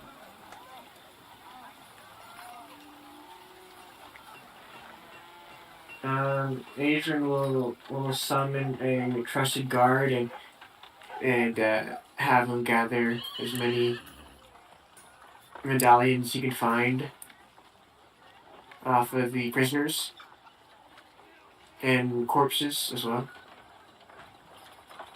Okay, you could totally do that. Yeah, I help him. Yes, so you have enough medallions for your spellcasters to use.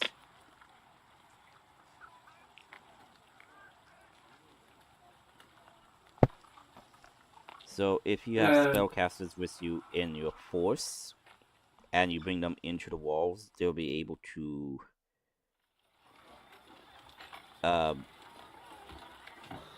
like be able to cast their spells without any issue, because it's like an anti-magic field. Because if someone was able to get the colors off, they would still be within an anti-magic field. So it's basically like a double protection. Okay. So Adrian will put one of the medallions on himself, basically. Okay. You put it on, and the medallion is on you. There is no issue.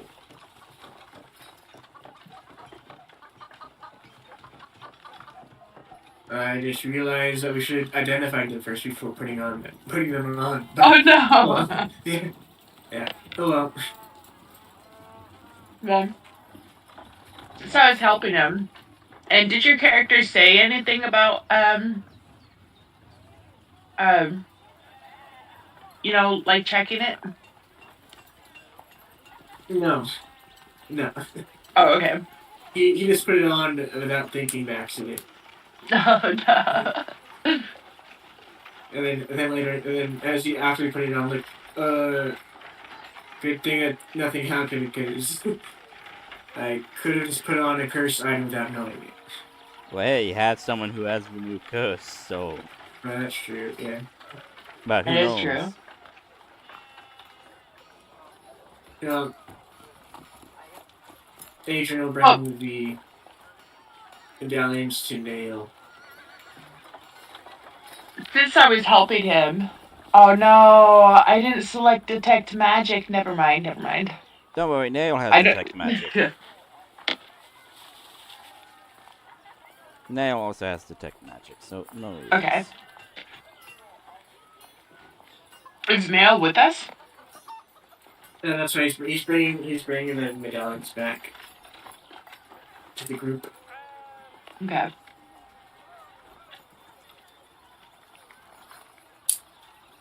He'll also ask for. He's not going to do it all by himself. He's going to ask for some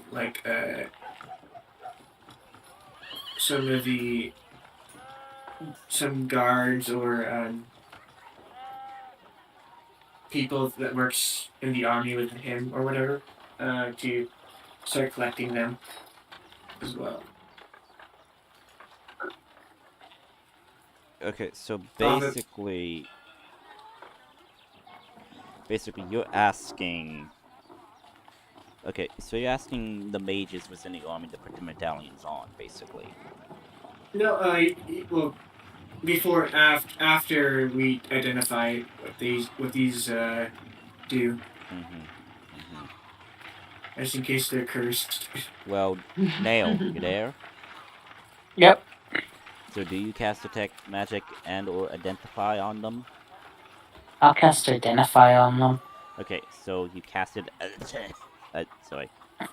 Bless you. You cast Identify.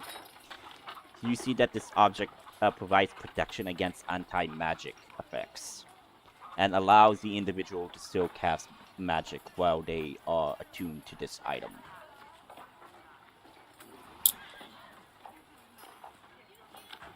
That's all it does? That's all it does. There's no curse, Okay. there's no nothing attached to it. When attuned, you are protected against, I'm assuming, a specific form of anti-magic. Yep. So a beholder's primary eye is still gonna anti-magic the fuck out of you. Yeah, possibly.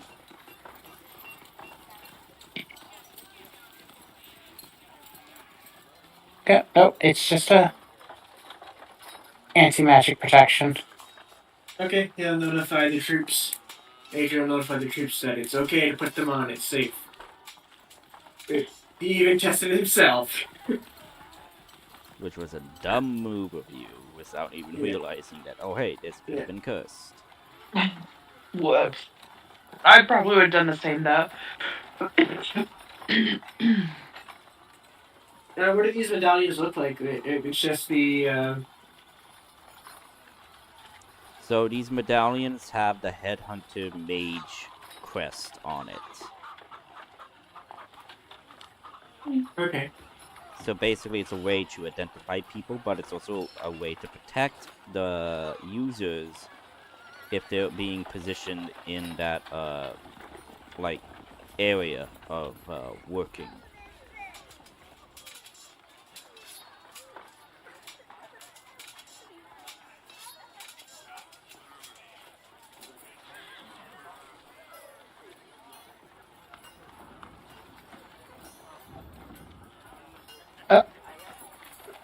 Hello? So yeah, I guess. So yeah, so basically it protects the user so long as they wear it, and they won't be affected by the Spellmaster Warden spells for anti-magic barrier. Well, at least now we don't have to destroy whatever's powering that force field. So, time to go raid a magic laboratory? Yes, I'm thinking the same thing. We'll do it at night, so we can't see anything. It'll bring darkness upon them. Well, Pretty sure the magical laboratory is underground, so I'm pretty sure it's going to be dark down there regardless of whether it's day or night, but okay. Well, they probably have. It's a magical laboratory, so they probably have magic lights.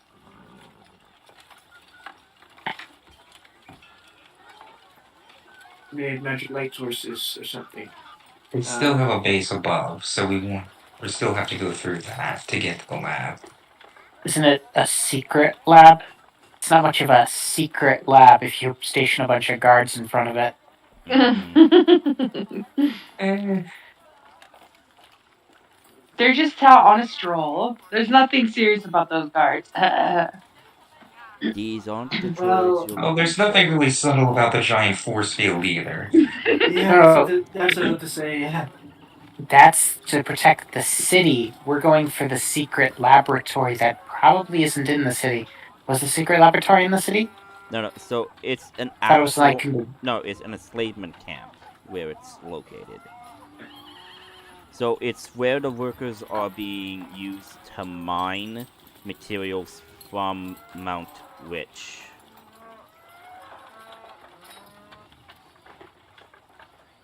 that's where the secret lab is. Yes. Oh, Basically, they're using it to do that, and potentially it's also where whatever the object is for the guy wanting to acquire from the mountain. oh. I thought this was where he was developing his super special golem of doom, It is. the chaos bringer. Yeah, Oh, it is. He's basically multitasking because like he needs like the headhunter I would guy that was telling you saying like possibly maybe he's using souls to power this thing. I don't know. I was hoping he That's was the going to rumor. compartmentalize his work a little bit more than having literally all of his stuff in one location. Oh well. And probably, yeah, still attack the secret base. Because, I mean, why would we attack the city? What's so special about the city that would need to be attacked?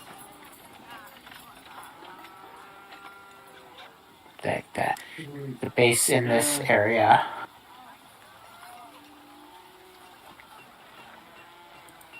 Sounds like literally everything that we want is actually not there, but in the slave camp. Okay.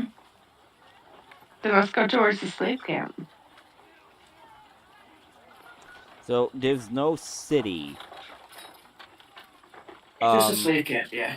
Yeah, there's no city. The main city is the Yellow Thing over here, and there's small towns and like encampments. But the main mining encampment is right here, and there's also like a scout outpost there, and like there's And where and there's like would one. this laboratory be?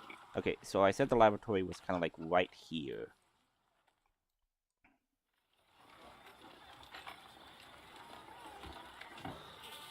Well, I guess we can check out the orange square first. Okay, On the so way. this is the capital city of the region, where the Baron is.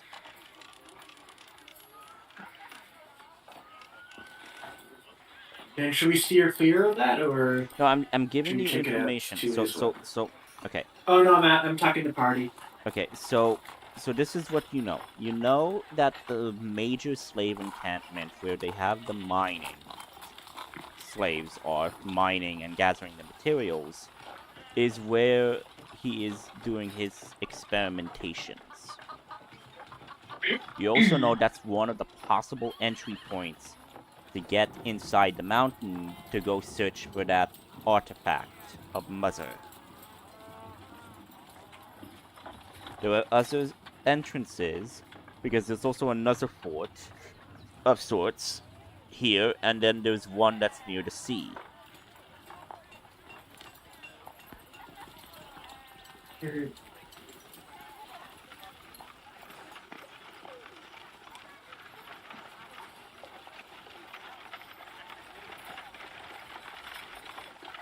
Okay,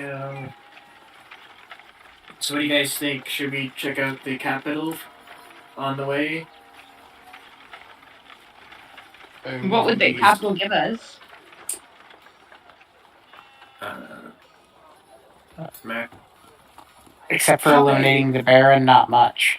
Yeah, so Okay. I believe in game chat, in the pinned messages, I did give you the... We could go shopping! Yeah, I gave you the Mount Rich region information.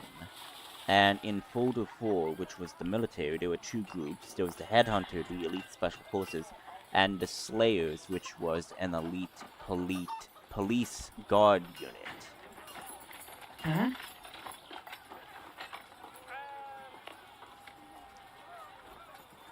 Well, I'm down to go do the Baron first, but of course I'll follow the group.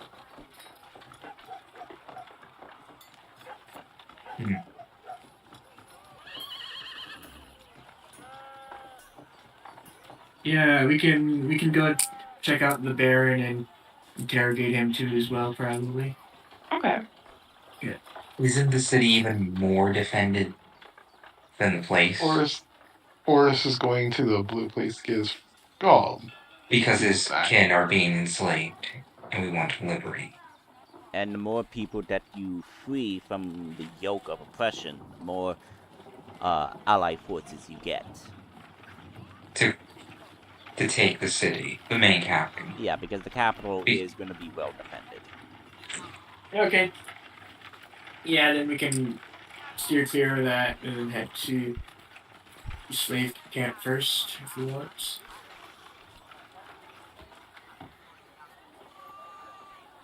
And Adrian will talk us to him, sit there and say, "Well, shall we get started preparing to go then?" Yes. Let's go. So you go and you inform the leaders of the rebellion about what you learned.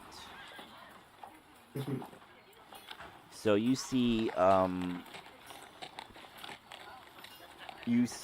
Gertis basically thinking over as the map is introduced. There's also Balder, who's also there, brooding. You see the militia commander is there, and you see the scouts, and saying like, basically it is an easy way. We could send in our mages to get in there and see if we could try to disenchant at least those towers so we could send in our main force. It is risky, though, the militia commander said to the scouts. We would need to be quick, we would need to be decisive. But if we could at least take out one of the towers, we could at least create a choke point for us to enter through.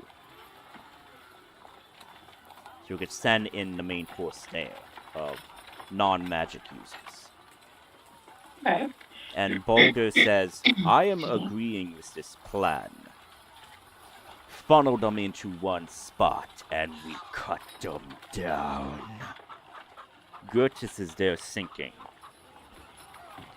We have to assume that they are prepared for any contingency. They will probably have those towers well defended. So our priority is to see if we could sneak in there, disable one of these towers, and go and disable one of the other towers, so at least we would have a strong choke point of a wall hunt through with the cannons and ramparts. Yes, I think then it would be best to see if we can sneak in and disable the force fields so that you can fire artillery into them.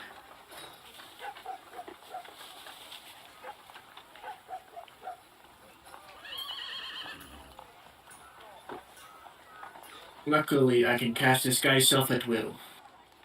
Yes, and so long as you are wearing the amulet, you will not be affected by the anti-magic zone. That spell would be a known quantity, so they probably have some way of sussing it out.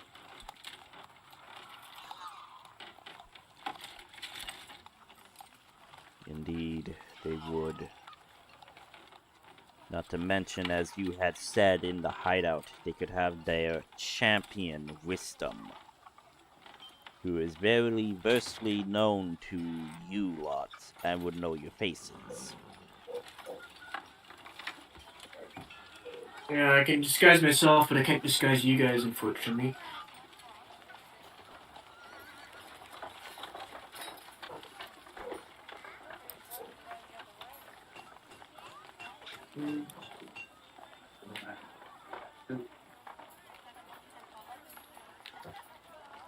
And it would be quite dangerous to go in there alone on my own too, as well.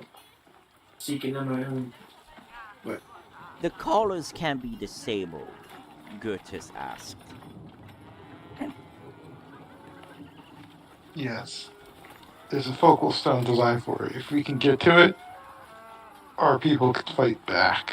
What if we were able to disable the collars that we have on hand and disguise our warriors in as slaves and cause a distraction?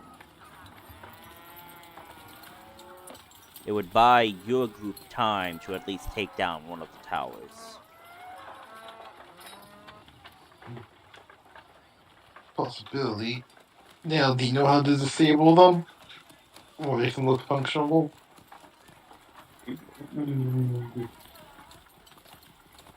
Maybe dispel magic.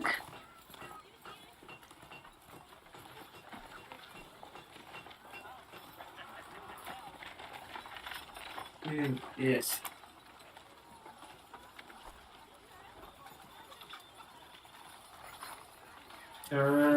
Dispel magic, or maybe just even destroying it could work.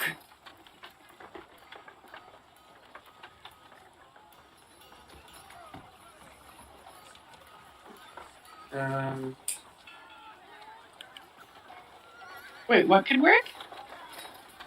Dispel magic or destroying the generator. Gotcha. Yeah, I think we need nail. There is the main arcane crystal that is powering all of these collars, which could remove all of these collars of enslavement and anti-magic.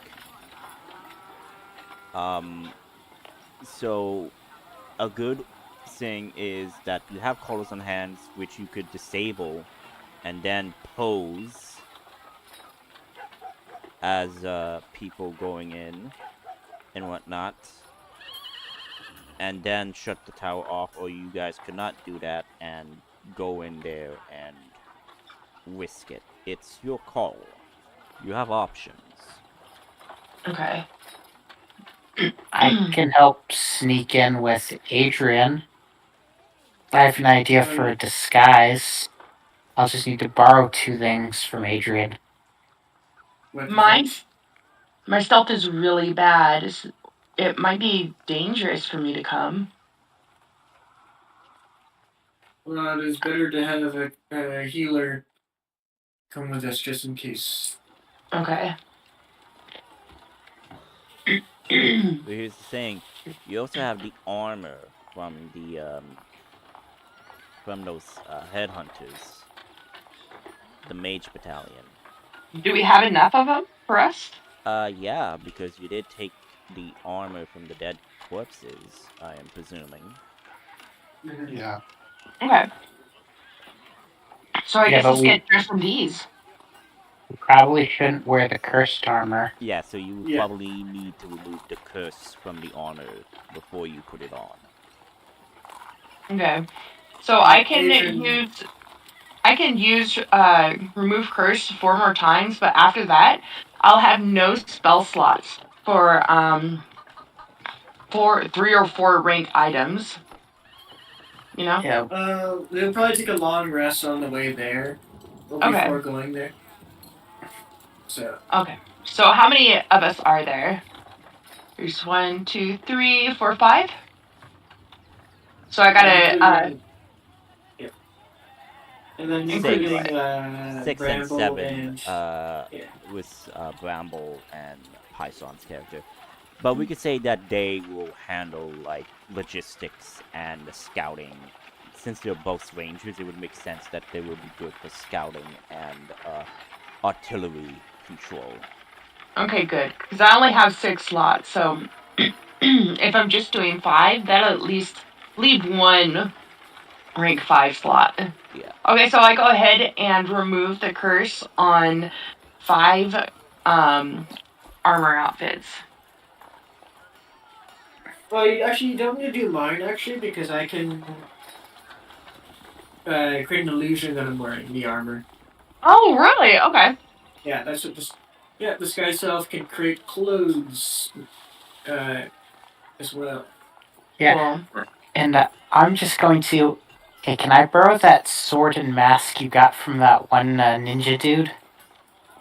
Remember the last time you tried touching the mask? Yeah, it'll be fine. It was just some residual dark magic.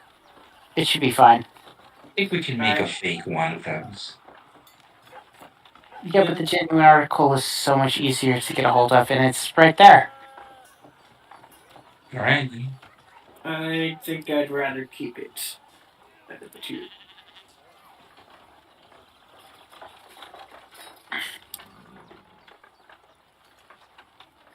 I think I'd rather keep the mask and sword. Why? Apologies. You plan to use the sword to create a more powerful magic item. And the You can have mask. it back. I don't want to keep the sword permanently, but we can use it as a disguise to sneak inside, since the guy was working for a headhunter. Well, that guy is still alive, though, so. You might even run into No, him there, so. what you saw what was remaining, the mask and the sword, but you did see an ethereal black smoke of sorts emanating from the water when he fell in. Okay. We'll So just he is accuse. presumably dead or maybe alive. Again, that is up to you by your interpretation. We can just accuse him of being the spy, and have the guards kill him.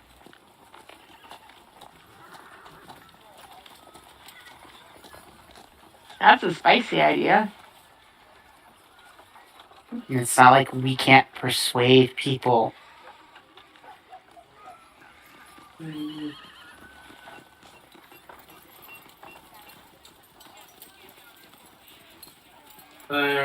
Don't know. The mask is cursed.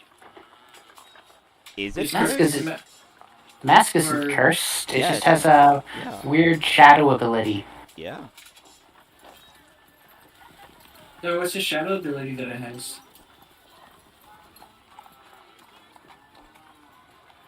It was something like advantage with sneaking. Sneaking and maybe Misty Step? Oh, okay. By the way, these are not the chromatic swords, by the way, Adrian. Yeah, he wants to use the sword that he can upgrade it to become a chromatic sword, basically, if possible. You will need the proper Wants to use materials it to as do that. raw material. Yeah. Mm-hmm.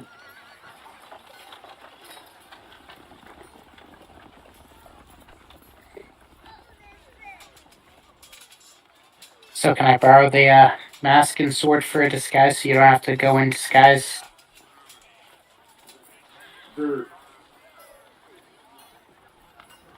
So I won't have to wear the armor because I have cloak disguise. So I'll just go borrow a cloak. What kind of clothes was that ninja guy wearing, though? He was wearing dark leather with a hooded cloak of sorts. I'll just wear a hooded cloak. Yeah, so the image of him, I believe. I probably did not put him in. You Or, did. yeah, it's probably not. Mysterious masked person. It's 5 images up. Yeah, in game art. Right, I remember. But yeah, that's kind of like what he was wearing.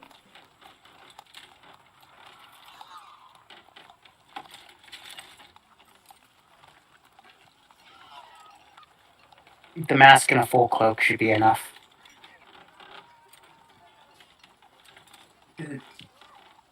With the sword and scabbard to sell the illusion, probably. Yep.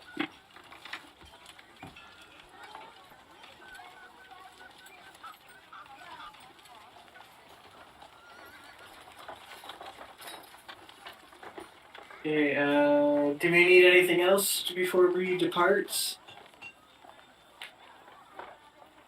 You have a somewhat plan in motion, so the troops will move out.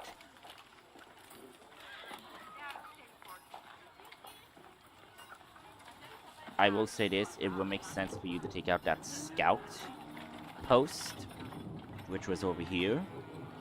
Oh yeah, that's on the way. Okay. Yeah, Yeah, we can do that. as well as try to avoid the fort among this border, and make your way to the fort over here to where the slave thing is.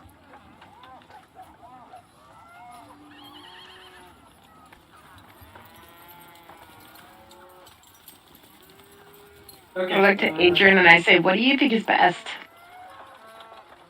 I'm new well, around here." Sorry, go ahead. Yeah, I think taking out that scout outpost would be a good idea too, as well, so that they don't come scout. It would take care of the information line. I nod emphatically and say, "Okay, yeah, that's a great idea."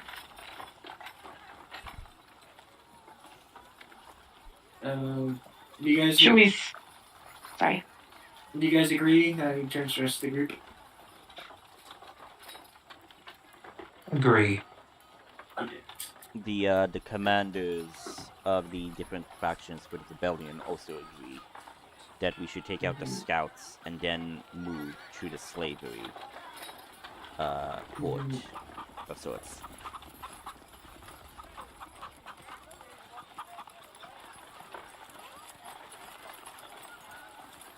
Okay. I guess. Are we dressed up? Are we dressed up in our disguise armor as we're going to go towards the tower, or have we not done that yet? Like, are we wearing those cursed armor? That was cursed. I'm not sure. Because maybe we could just kind of like walk in there and then kill them and like slit their throat or something. Just casually walk up to them. Well, it's still. How many days do you think it would take to travel to the scout outpost? Okay, so this is my question: are you traveling with your army, or are you traveling ahead of your army? I think. We should probably travel ahead of the army, And Yeah. at least slightly, so if the army gets spotted, we don't. Yeah, so I would say you will be at least a day ahead or two ahead of your I was army. gonna think a couple of hours. But like a day to like a couple of hours ahead of your army.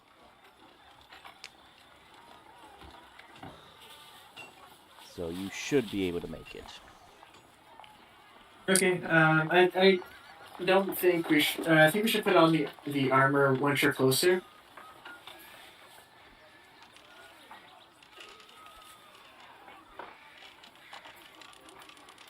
But yeah. So Python and Vambo will stick with the army to help with scouting, as well as making their way through the forest. Mm-hmm.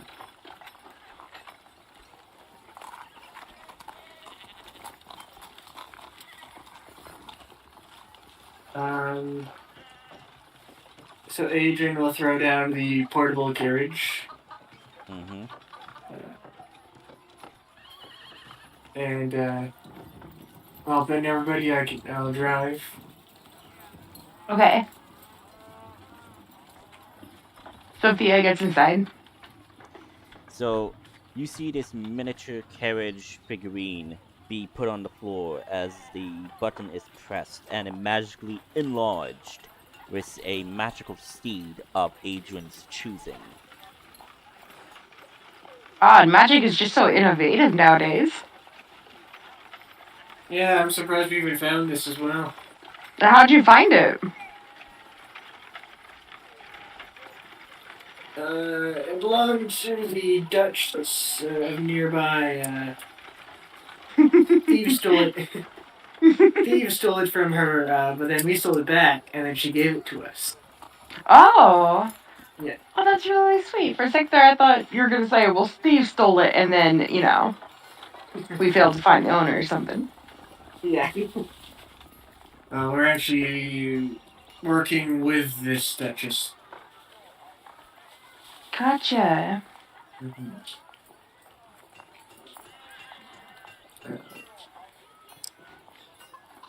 And so I crawl And inside the carriage and Inside the carriage, it's a very luxurious looking carriage. wow. Oh, this is cozy. I could get used to this. Yes, this is very familiar to you. To me. Feels like home. the-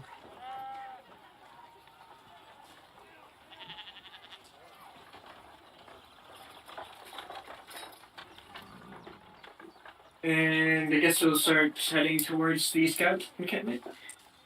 Okay. Adrian will drive. Is there like a peek window where Sophia can like push it back so that she could talk to the driver? Yeah, there Probably. should be. I think so. Okay. Sophia pushes it back and then like tries to jump scare grab Adrian's side with that.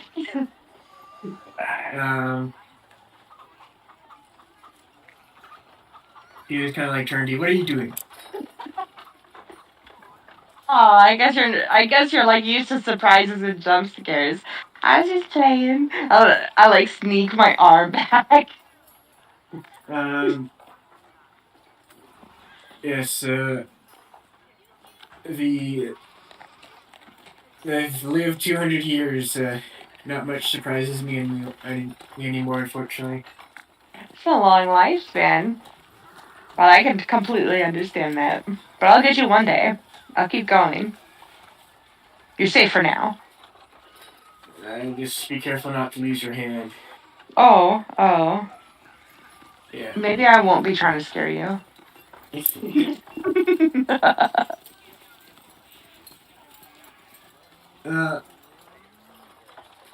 And then Adrian just continued controlling the horse basically. Okay. Sophia leaves the little window open. Mm-hmm. She doesn't do anything. She just does it for communication purposes and stuff like that. You then get a message. Beep beep, beep beep, beep beep. And it's coming from your tablet, Ortis. Or just pulls up the tablet. Okay. You see the caretaker is requesting to speak with you. Okay. Hello, Mr. Ortis. I have received confirmation from the Supreme Caretaker. It is entirely possible to get magical tattoos. However, it is not done by us. It is actually done by a service within Kiron. Would you like to hear the recommendation and reviews of the clients? Sure. They are very skilled. They are extreme artists. I must say, I really love my dragon tattoo on my back. It says very manly, as one patron would say. Yes, and that can turn into a dragon, a real dragon, as he chooses. Real men turn into dragons. Well, that's what. Is this a Matu service? Yes. Yeah, Matus are fun. They can. It's basically you take an item that you want basically, and they infuse it into like this ink or something, magic ink, and they tattoo it onto your body, and you can take it out of your body at will and put it back as a tattoo. Okay. But I don't know what. Oh, I don't know what tattoo you want for this. it's one that says to me one of the more powerful ones. It's called the Blood Fury Tattoo. Very powerful. Not sure how much it would cost though. Very potent.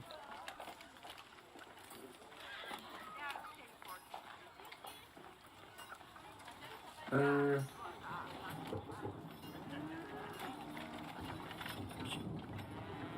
then. Oh yeah, sorry for interrupting, but you can You're fine. continue. DM. So yeah, you're making your way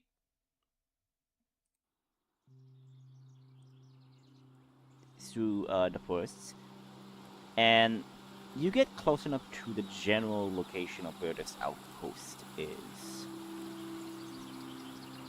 You continue to travel on foot instead of in the carriage until you make your way towards the outpost. And you see this outpost has wood pike walls, and within the center of this outpost is a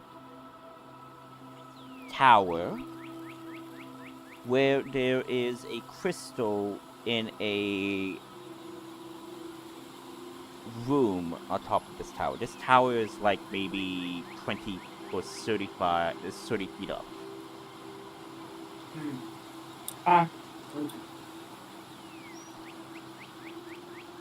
So do we want to go guns a-blazing or sneak in? I think sneaking would be better. This place could be so guarded. Yeah, you do see that there are guards there. They are the similar guards. You have the people with the stabs and whatnot.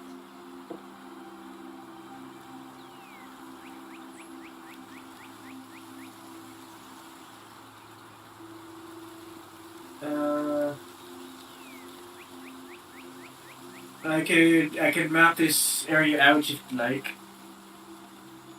Okay. Map out the camp. See if there's any areas that we can, any good areas we can attack. Sneak in and attack. Adrian will cast Flock of Familiars. And how many owls does he have now? I can summon now. It's a level 5. I have no idea. So it's 3. Well, who are you asking? I'm talking to myself. Oh, okay. Third. So 4. Third level. 5th level. 6 owls you can summon. Nice.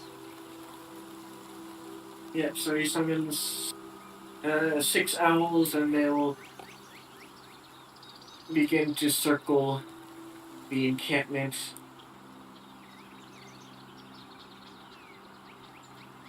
Getting whatever information that they can, sending it to Adrian's brain.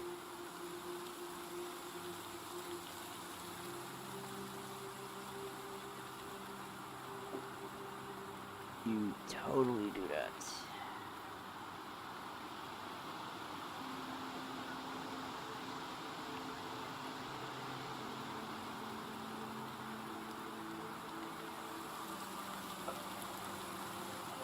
So make the perception checks. For all of us or just him? For his owls. Oh, okay. Yeah. 2d20. It's actually 60-20 plus 3.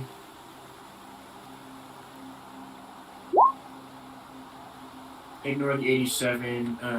Actually, I just ignore the plus 3.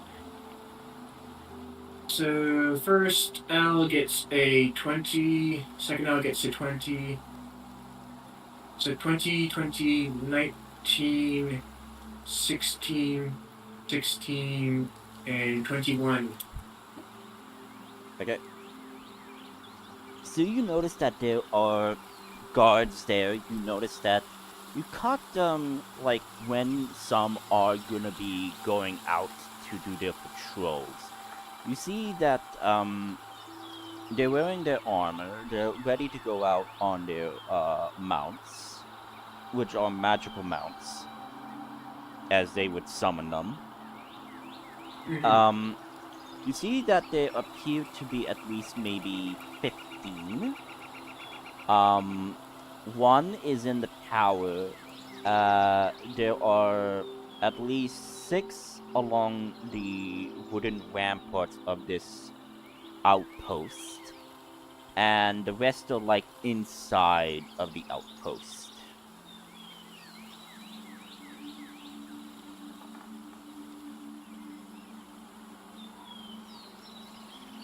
Mm-hmm.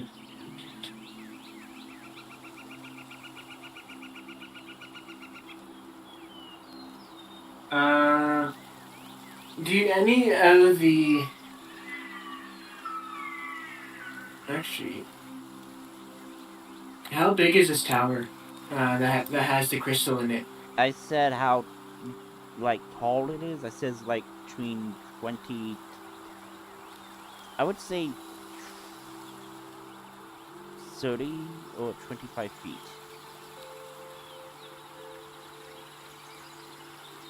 So what you're saying is, It's high up in off the ground, but you could climb it.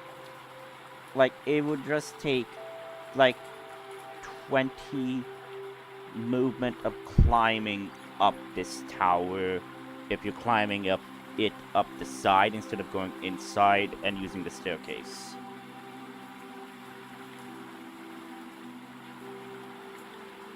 so what you're saying is this counts as a huge object. Yeah, it's a construct.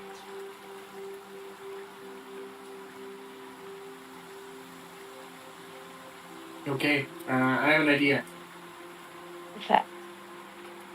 How about I cast animate objects on the tower Okay.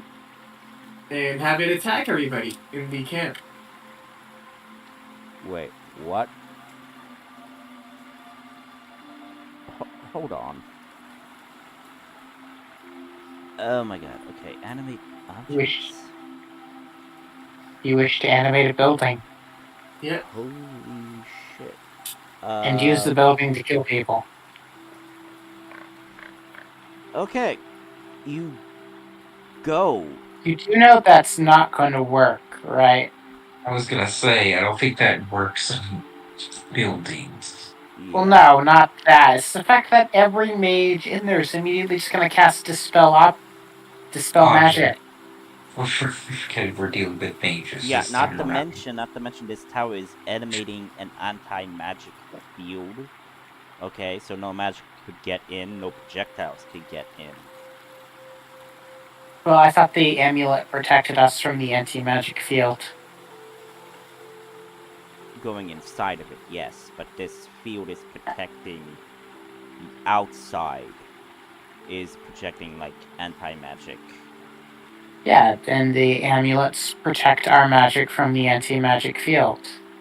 Or else they wouldn't really do anything if Yes, the but spells but couldn't it's exist. going to like it needs to make a percentile to see if it will work. Because there's a chance Oh. that it might not work or not. Because again, like Adrian is wearing the amulet, correct? Mm-hmm.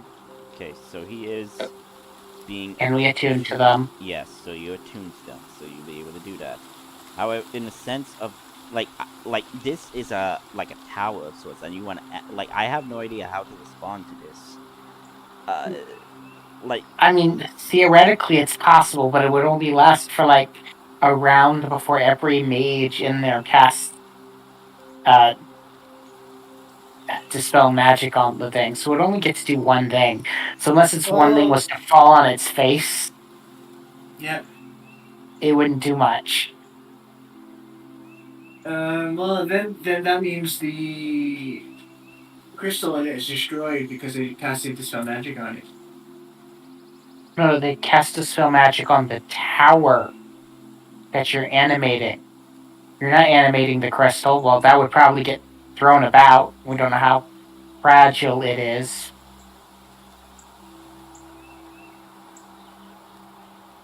Hmm. I How don't do I see cast this telekinesis? plan going as How well do I as you cast think it does. telekinesis on the crystal then? Do you want to move the crystal out of the tower? Can we see the crystal? Okay, so you don't see the crystal. It is so. Okay, so okay, so I should actually emphasize how this tower looks. So this tower, like, there is an open area, but the crystal is covered by stone. So So it's is it protected. like Okay, Or think of it, it's like the crystal in the tower, or is it like above the tower under a gazebo? it's in the tower. Okay, think of it as a lighthouse. Mhm. Think of this building Okay. as a miniature lighthouse, and you know, like how they have, like, oh, you're putting the fire in, or you're putting the light into this little segment and closing the thing. That's how this stone is protected. Okay, so it's like right up here. And there's the little house. And it's a little house and it's just projecting the magic field outward. Yes. And after all that. Okay. Really? Mila, how about you burn the wooden tower then? Or do you want to do sneak it? Again, do you want to do guns blazing or sneak in and do something? Question. Are there any slaves in this camp doing No. medial tasks? No. There were no slaves. It's How many just. guards? I said 15. So 1 in the tower, 6 among the wooden ramparts, and the rest are convened in the open area.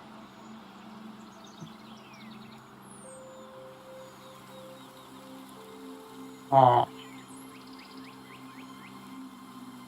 Do we see where their field kitchen is? It's out in the open, so I'd be playing on the DT or on the TV or whatever. it's out in the open, so like there's a campfire and whatnot. Yeah, but not everybody would go and make their individual meal. No, There'd be like a communal pot of soup or something. indeed. Are you planning to pull a Ghost of Tsushima? And use a couple of alchemist jugs to poison the soup? Kinda, sorta.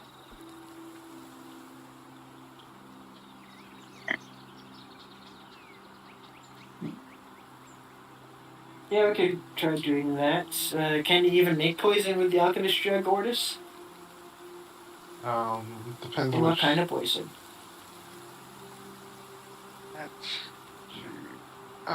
Should. Let's see. I can't make it. Mine is a blue alchemist drug, so. Does does Nail have a normal one? I do have a normal one. So I yeah, don't know. The poison isn't really described as something you put in food. Because I don't think the creators ever thought of poisoning the food. Well, what if I create poison with my magnificent pigments? Would that work? Can you create Okay, points okay, with okay. it? What are you wanting to do with the pigments? Great hemlock. Poison. Let's see. What does pigments do again? I will need to look it up. Marvelous pigments. I'm just looking up what the Oh yeah, effect marvelous does. pigments. Okay, blah blah blah. You create inanimate objects or terrain features such as doors or a pit, flowers, trees. So yeah, technically you can make hemlock. So yeah, technically you can make hemlock. How much For do that, you, how much time? What the good. heck? How much hemlock do you think we need then? Oh yeah, because flowers is hemlocks, right? Yep. Yeah.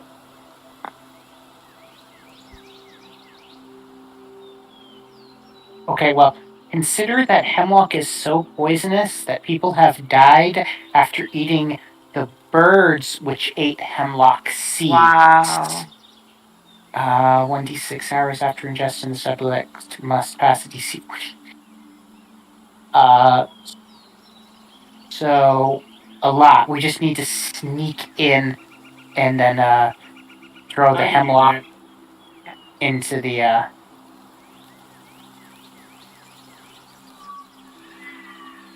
soup. Or you could use an owl to deliver the hemlock into the soup. We'll just have to grind it into a powder so it can be splashed into the soup and then mixed. Because, I mean, other than that, the only thing deadlier would be cyanide. And unless we can find some apple seeds or some wild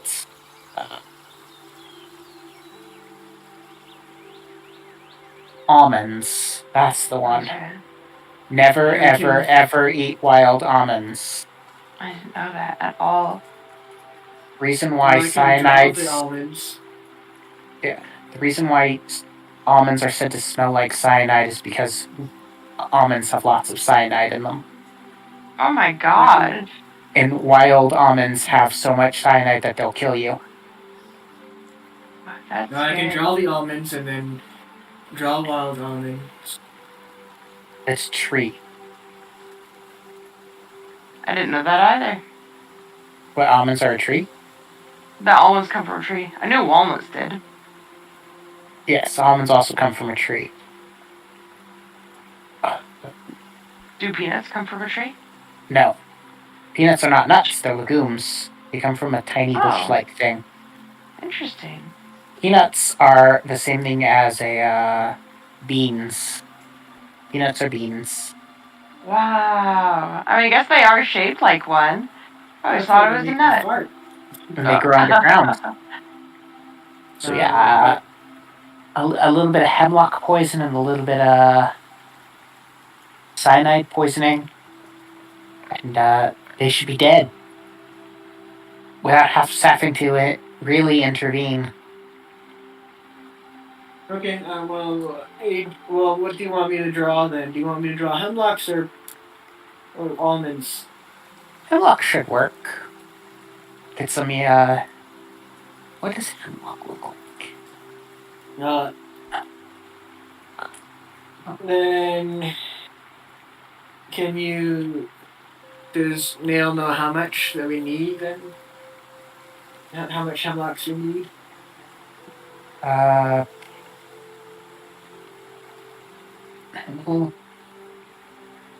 They're a little white flower, kind of purplish. I don't know, a couple of handfuls.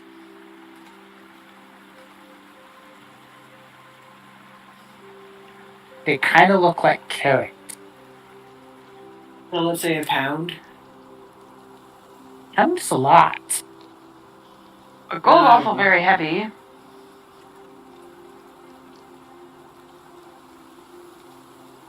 I'll draw 1 square foot then. And Meet in the that middle. would contain, like, I would say maybe a bush of hemlock. Yeah, sure. And then I'll use Druidcraft to make it flour so we can harvest, because the hemlock is in all of the poisonous part of hemlock is in all of it. So it doesn't matter what we put in there. Okay. Do we have any carrots? So this is what I'm asking you. So you're using the marvelous pigment to draw a bush of hemlock, and then you can use Druidcraft to pick at the hemlock and then like condense it into a poison. So I'm gonna use Druidcraft to make all the flowers bloom extra bloomy, because that's one of the things it does. Okay. So I'm gonna make I it can better. just draw them extra bloomy.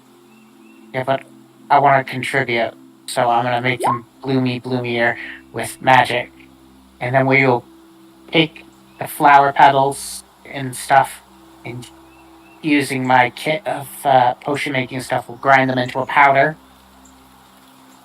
basically just a mortar and pestle. And then we'll still somehow have to get that into the soup. And then it should just be a couple of hours of waiting for everyone to die, or large portions of them to die. Because hemlock is not a poison in D&D, but there is homebrew of hemlock. I see. Yeah, D&D does not include a lot of poisons. This is just like, if you look at what this stuff does, let's see. How much hemlock is it poisonous to humans? As little as 3 milligrams. That is depending if they are all humans, by the way. Are any of them resistant to poison? No, there is no poison resistance because high elves, there was resistance from being charmed. Or, no, I don't know. Dwarves are resistant. No more door. The amount is about 6 to 8 poison hemlock leaves is what you need to affect a person. 6 to 8 leaves can be fatal. That's a fatal dose of hemlock. So most people do not eat it. Well, this is video game rules though, so we don't. Yes, it depends on how he puts the DC of a deadly poison. Yeah. That we're shoving down their throats at a quantity that would kill hundreds of people. Okay. I would say this. I don't know the DC of a poison because I don't know how much poison is in hemlock. So I will say this. If you're using an entire bush, I would say the DC to save is going to be more than like 15. If you're like putting like 2 or 3 bushes, it's going to be extremely high, and there's no way they might succeed.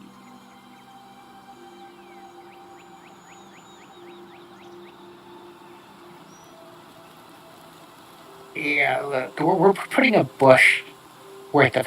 Yeah, well, so I don't know if we can put an entire bush into the pot. Yeah, so a DC. We're gonna put as much hemlock. Yeah, so the DC should be very good. Like a very, very large quantity of this hemlock is going into that pot. And then how close do you...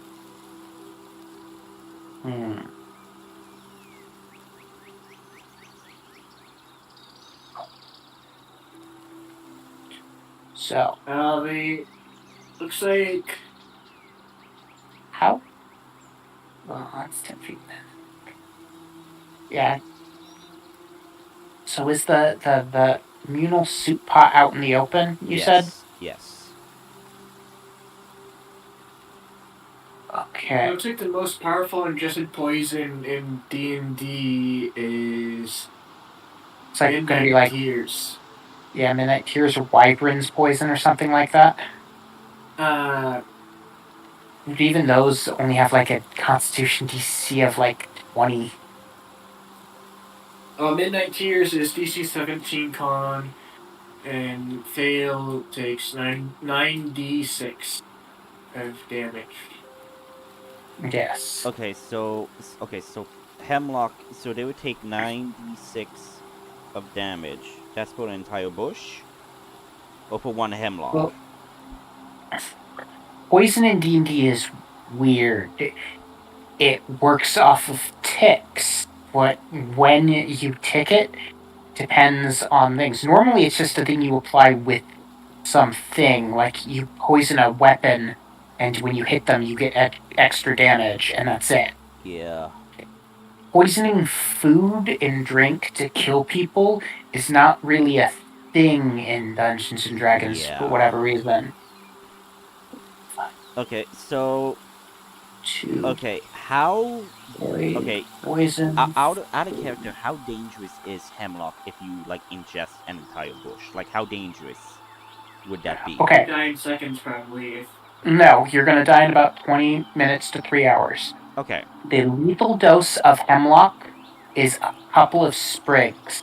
There's just a couple of leaves.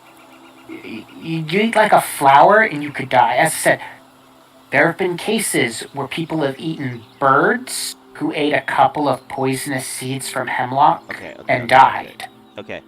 Because So with it's that extremely poisonous. with that in mind, if you're using an entire bush of hemlock, I would say the poison damage will be high. Since you're using an entire bush. And I don't know how many hemlocks could fit in an entire bush. Let's say 10 hemlock flowers in a bush.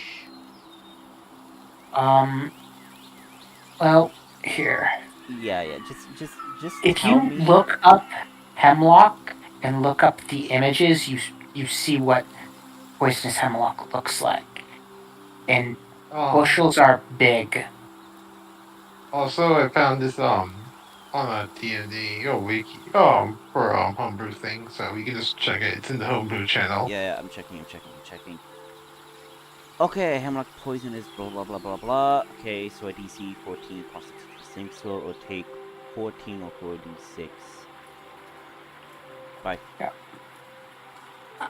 Okay. So if the saving DC throw is 14 failed is by an 5 or more, the subject also falls unconscious for an hour.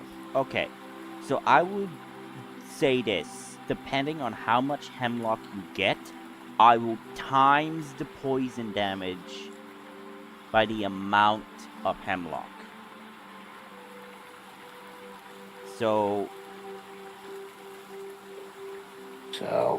we're going to be harvesting a bush. So how much hemlock is in a bush?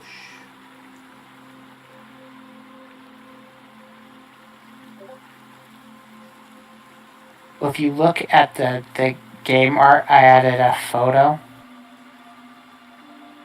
And all of that is poisonous. Everything in it. Okay, so that's a big bush. yeah. You can see the fence in the background to somewhat Okay, get so 1, 2, scale. 3, 4, 5, 6, 7, 8, 9, 10, 11, 12. Okay, so we could say like more than 15. So let's just say 18. 18 flowers of hemlock. Okay. Adrian will spend 1 second? I don't know. It takes 10 minutes to draw 100 square feet, and he's only drawing 1 square foot of hemlock.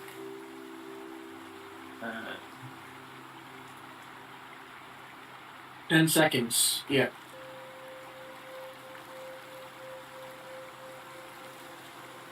So Okay. yeah, he spends 10 seconds drawing a hemlock bush. Okay, and you recover 18 flowers of hemlock. Okay, so now I need to calculate this. So okay, so let me do this little calculation. So it'll be 46. So if I do 4 times 18, that would be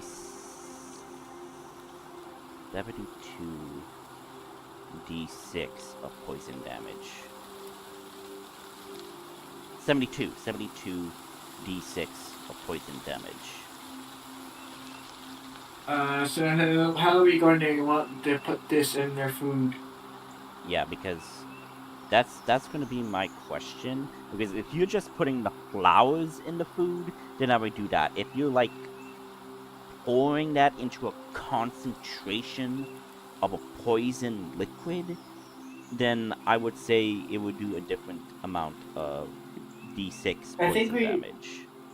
I think we'd be grinding it into a powder of some sort or something. Yes, we're going to grind it into a powder using my mortar and pestle. The question is, how do we get it from there into their food? Adrian could disguise himself as one of them.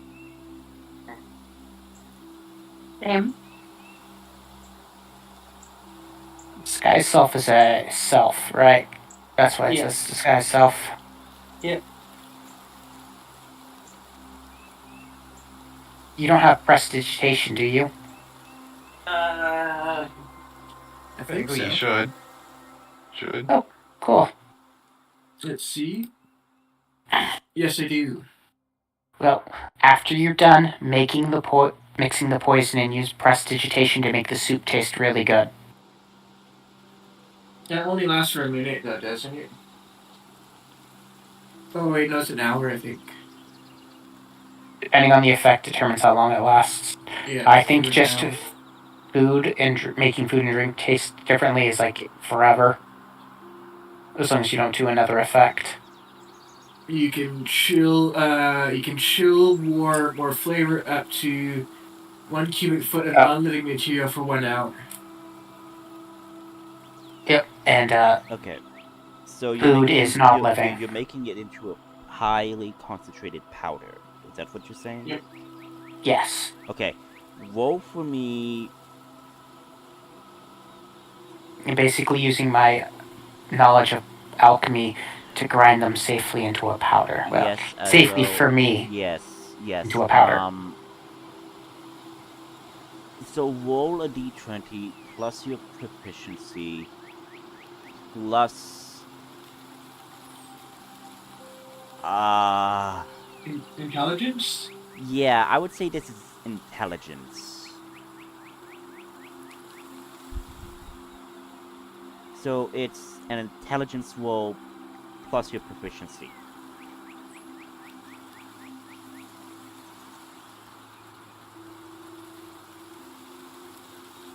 Okay. So I am just gonna roll arcane because that's my intelligence plus my proficiency. Yeah, go Okay. It's ahead. gonna be 20. Yeah, And I'm going to use my inspiration. to get advantage. Okay. And I'm also cast guidance on myself, so Okay, I will 23. Okay. So D4. yeah, 24. 24. Okay. With that, with time and precious accuracy, you manage to distill the poison from hemlock into this concentrated powder. You're wearing your like a face cloth and eye protection as you're doing this, so you don't get caught with the poison. You then, how do you contain the powder? Do you put it in a vial or do you put it in cloths? Too bad I don't have a thing of wax. A wax seal. Probably some like. I want to go with cloth, but I think that might leak out. Yeah, I guess cloth. So I don't really have much else to put it in. Because I Better do than believe alchemy vials. supplies gives you vials. Yes. Uh, uh,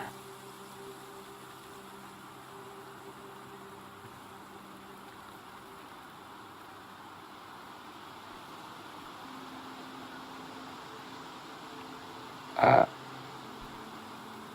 yeah, I So guess. just like a glass bottle. Because I think this is a lot. This is a lot of hemlock poison, so it'd probably be too much for a vial, wouldn't it? How about a water skin?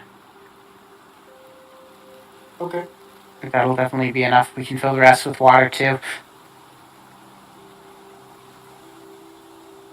Yeah, well, you have a water skin of hemlock. Okay. Okay. So you're putting the hemlock in the water skin. Yep. Okay. Powder form, right? Okay.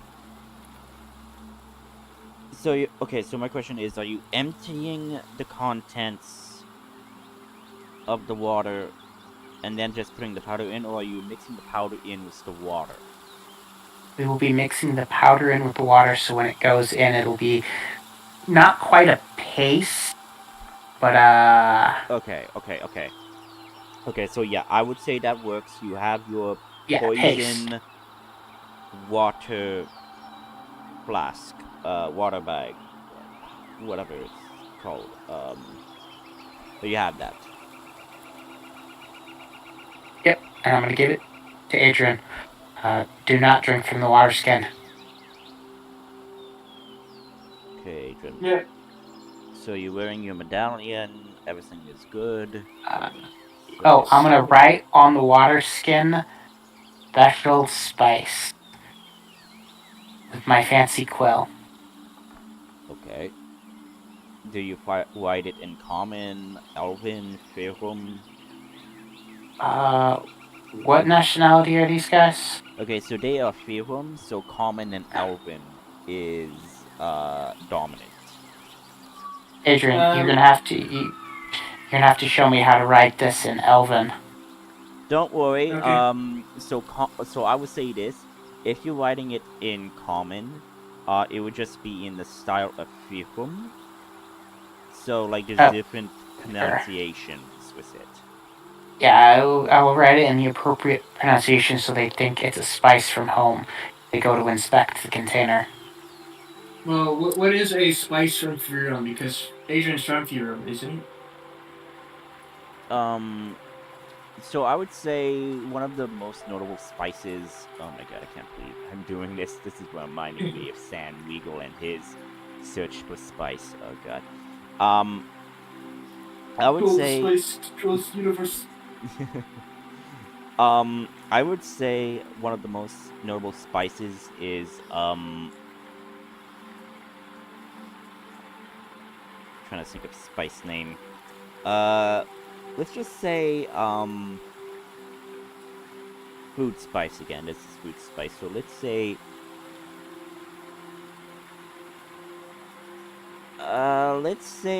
scorpion. Wait, where is Firum? Firum is supposed to be the Roman Empire, right? No, Egypt. Faerun is the Egypt. Egyptian. Yaren is Yeah. the Roman. Yeah. And these guys are from Faerun. Egyptian spices, Egyptian spices. I can't actually think of anything that would be from Egypt other than honey. Let's just say scorpion dust or something. I don't know. I'll come up with the saying. Let's just.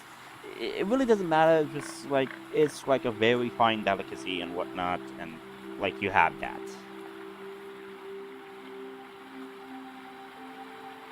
Okay, well, Adrian will then disguise himself so that he cast disguise self.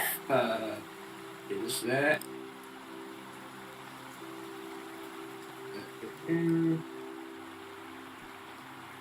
we go. So he will make his clothing, his weapon, and all of his belongings look like exactly what this headhunters are wearing and holding. Okay. Are you going for the captain rank? Yes. Okay. You have that. You're all suited. All right. So you go in. Yeah. Okay. And saying like, halt. Identify yourself.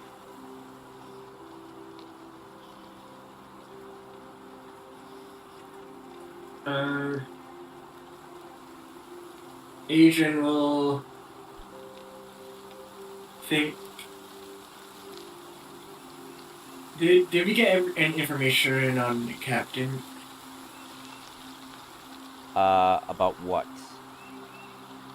About their names and stuff like Nope. that? No, the only name that you do know is Cosmo. Okay.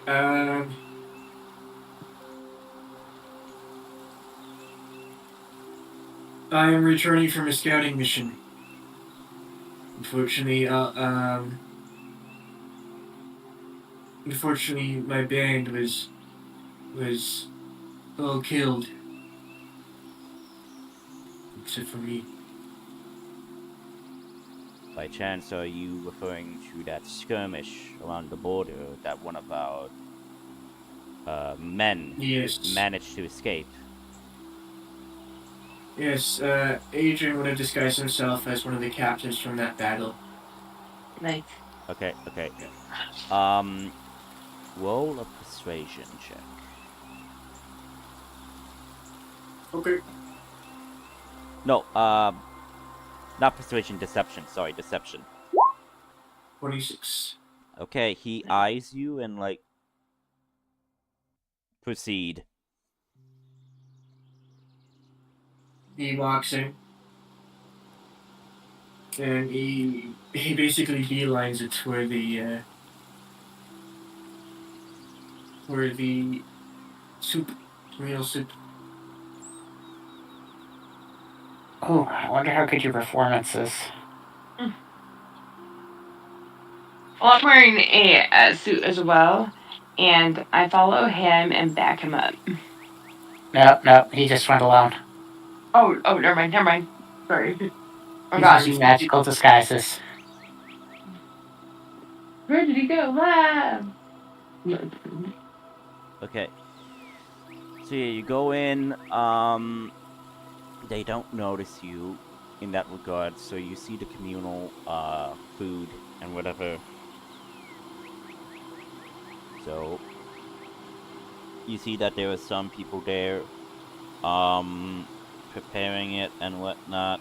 You see some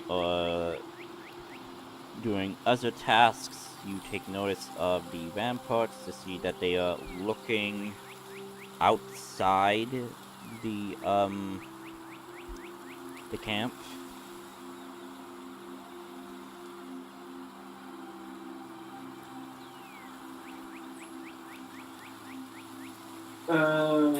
So there's a bunch of people gathered around the candle pot. Yeah, I would say about 3 people.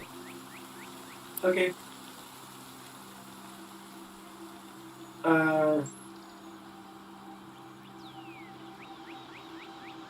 he Adrian will scan for the one of the meeker looking ones. The meek or weak? Meeker, like a meek, like a Okay. kind Guy, of sheepish. Roll. I think it would either be perception or insight, but roll insight. Insight 13. Okay. You're scanning. You do notice that one of them is a bit meek, and among the 3 that you see within the communal pot, right? Mm-hmm. Okay. You see one is over there, and he is mostly just looking at one of his tomes of magic. Okay. So are they all distracted? Yeah, like one is tending to the pot, the other is going Oh, over certain things with their bags. You see the meek one basically looking at his magic tome. Adrian will go over to the one that's taking care of the pot and says, whisper to him, I survived death today. To a celebration, I'd like to add some of my secret stash. And you show him the bag of scorpion dust. Don't tell anyone I have this. He puts a finger to his lips. Roll persuasion. If you do, um, if you do tell anyone, I will make sure you are. Is this a captain as well? He's a regular soldier. If you do, I'll make sure that you're punished. You'll try to intimidate him. Okay, roll intimidation then. Ooh. I'll use a luck point.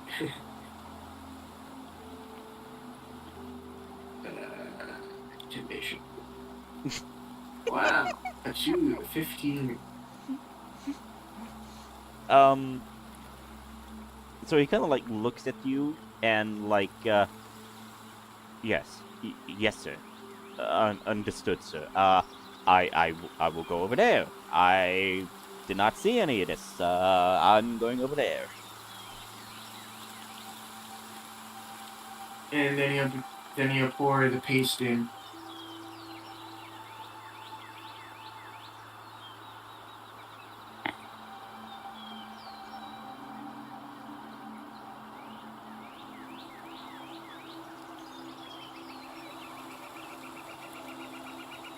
Okay. So he pours the paste in after the guy leaves. Okay. So you're gonna put the contents of the water skin in. Make a stealth and sleight of hand. Isn't he basically Could it just just doing be- this in the open? Yeah, but some people might not know what he's adding in. He only did it to one guard, one headhunter. Okay. So, because again, he walked up to one person, whispered, and intimidated the guy. Those two don't know what's going on. And if he wants to keep that going on, we need to roll stealth or sleight of hand. Or okay, 21. Okay. So, no one is noticing what you're doing by the pot. You're just like stirring it, and roll a sleight of hand to see if you could dispense the contents of the water skin in the pot. Ooh. I'm gonna use another luck point. Okay. 2 luck points. You only have 1 left for today. Natural 20. God damn it. Okay. No one sees it. You just like and hide the water skin. And you just stir it, and basically the deed will be done. And cast prestidigitation to cover up any funny taste.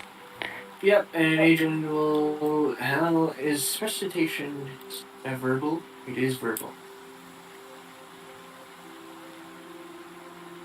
He will cast prestidigitation to make it taste extremely good. What kind of soup does it look like? What color? What kind of soup does it look like? It looks like a boar broth, like a boar meat soup. Okay, he'll make it taste like very savory and very umami. And whatever the spice you added is supposed to taste like. Yeah.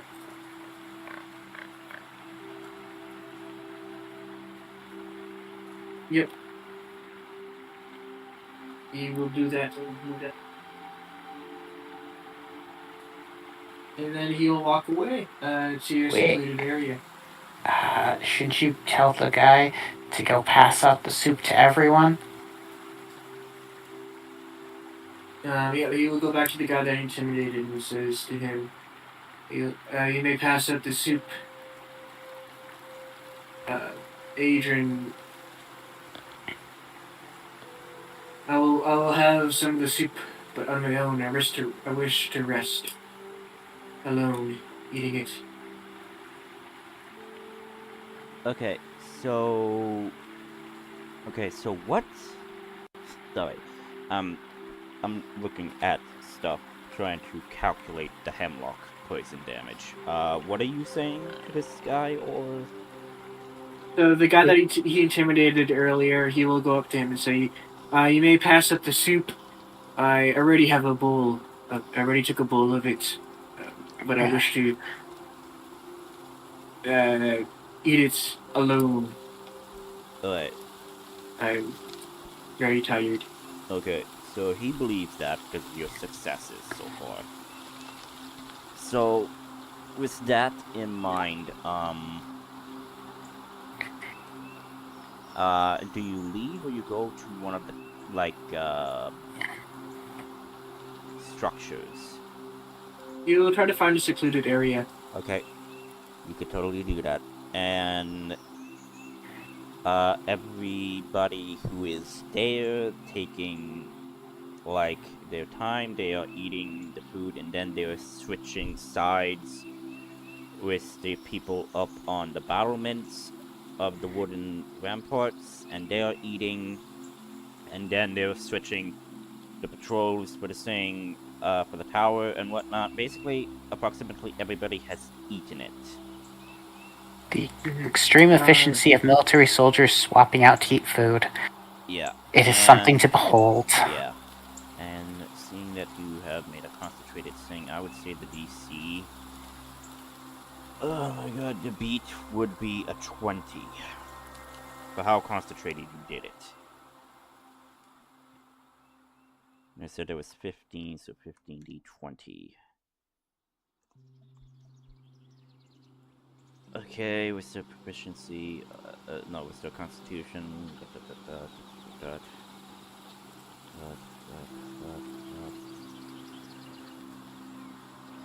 Only 4 will succeed the con save, and it would take half damage. So since this is a super concentrated thing, I would say depending on the amount of flowers of hemlock you put in it, I am going to calculate all of that. So it would make sense to do 72 d6. So that is what I would do. 72, not 76. God damn it.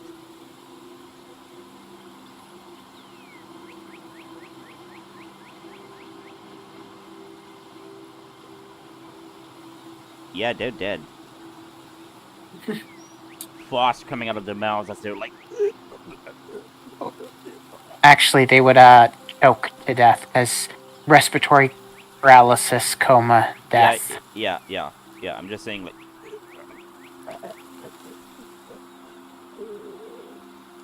Literally, Ghost of Tsushima.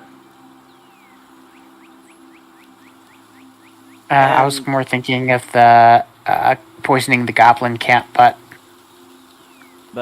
basically, you totally do that. Yeah, everybody's dead. The camp has fallen silent. Adrian will stroll out into the middle of the camp where everybody's dead, and he'll just like make sure to check each body. So you do Poke with actually his see foot. one person is barely hanging on. He's the one who rolled the natural 20. And it's the same guy you told him to pass around the thing and whatnot, and he's like, Captain.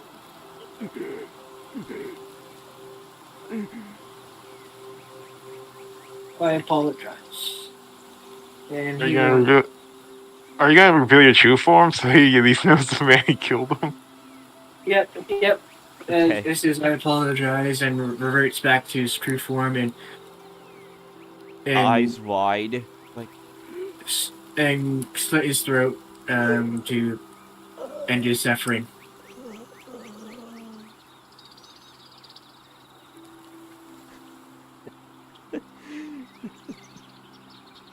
So yeah. And then Adrian will whistle for everybody. Okay. Actually, instead of you just cast the message spell on Neil. Okay. It's been done. So do So you you just hear my guys? voice in So do you guys enter your the head. outpost? Yep. and Yes, Forrest he is. immediately, Forrest immediately makes his way to the anti-magic thing. Crystal. Yeah, we just seen Adrian waiting for you guys amongst all the bodies, basically. I don't. Yeah, and there's only one body with a slit throat. okay, I'm gonna go to where the soup is and my water skin and start ritually casting purify food and drink. From the pot.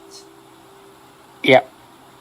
And the water skin, so nobody accidentally poisons themselves. Yeah.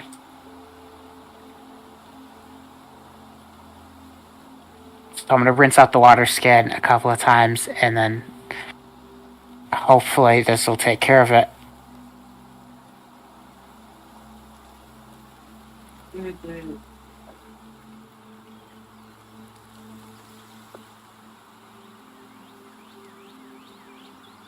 Trusting people and poisonous food.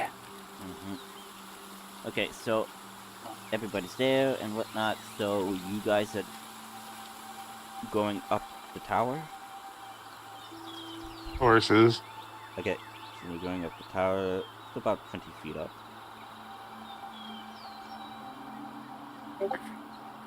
You go up and you go to where the stone thing is that is protecting the gem. Adrian will take a look at this gem. Okay. He'll. Yeah, I think maybe Arcana check it to see like how it was made, Is or anyone else going to do an Arcana check? Does anyone else have I Arcana? would recommend they don't touch the gem in case deactivating it sends a signal. Mm. yeah. I'm not gonna touch it. Just look Sophia, at are it. you there?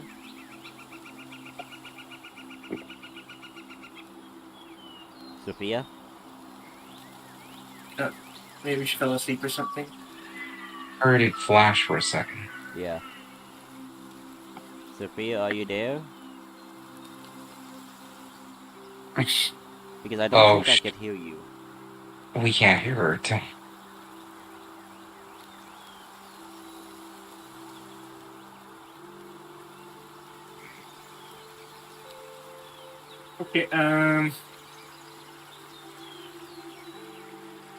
Yeah, maybe like a ping from Discord or a sound effect from Roll20 might wake her up.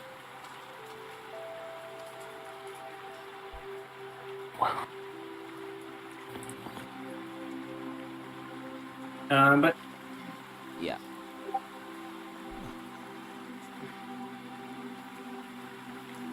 yeah, are you talking? We can't hear you. Yeah, we can't hear you.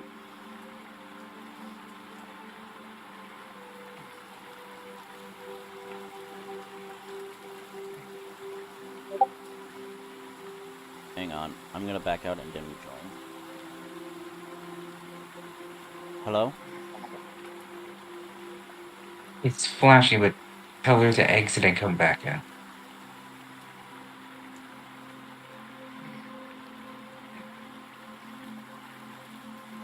She is trying to talk. She would have typed in chat. Oh, shit.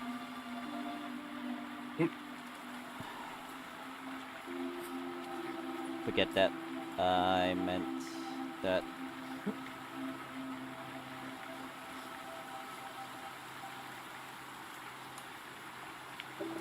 Okay. Well, anyway, regardless. You're wanting to do an Arcana check? Yeah. Okay. Roll Arcana. There. 15. Okay. You're looking at this and you do sense the anti-magic, but also protection field magic emanating from this gem.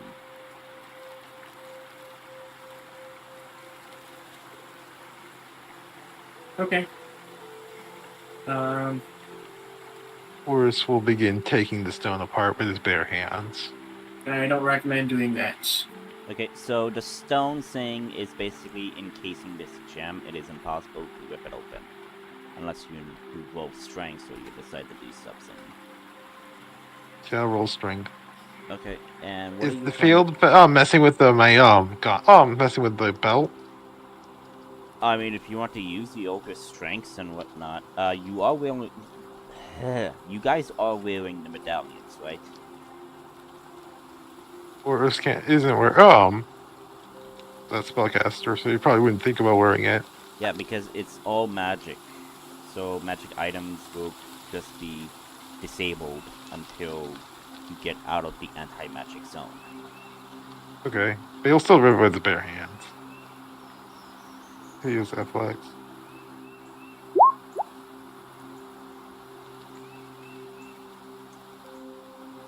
Okay, so 11. So that are you trying to pry the stone protecting the gem off? Yeah. Okay. You try to and like it's on there tight.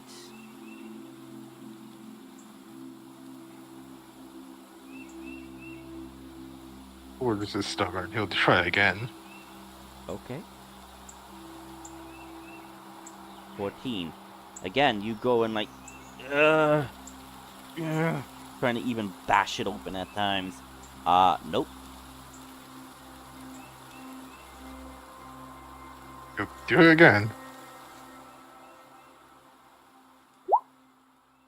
Same thing. You're trying to tear it open so you can get the gem out. Nothing.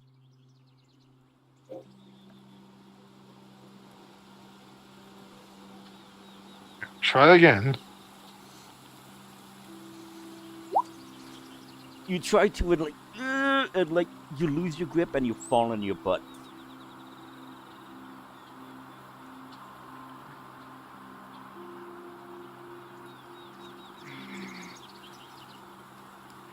Do it again. I'm surprised you're not raging. You have the barbarian subclass and you're not raging. At this point, you probably would. You have advantage on strength checks now. 16, okay. You managed to tear open a good chunk so you could visibly see the crystal and might reach in to grab it. We'll tear more of the stone apart. Okay. Okay, you rip out a bigger chunk now, so now you'll be able to get the stone out better.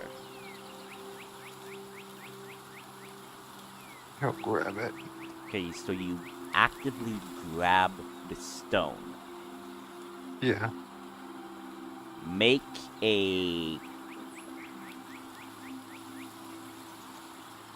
wisdom save.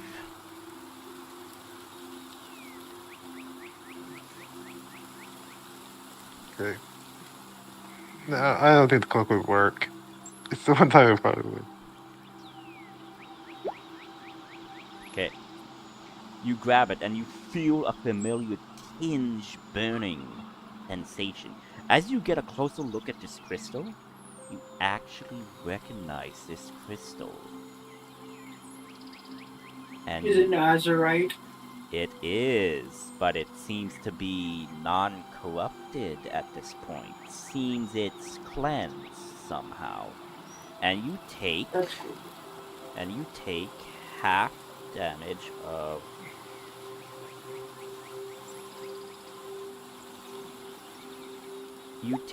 half of 4d8 damage. So you take 9 divided by 2 since you saved.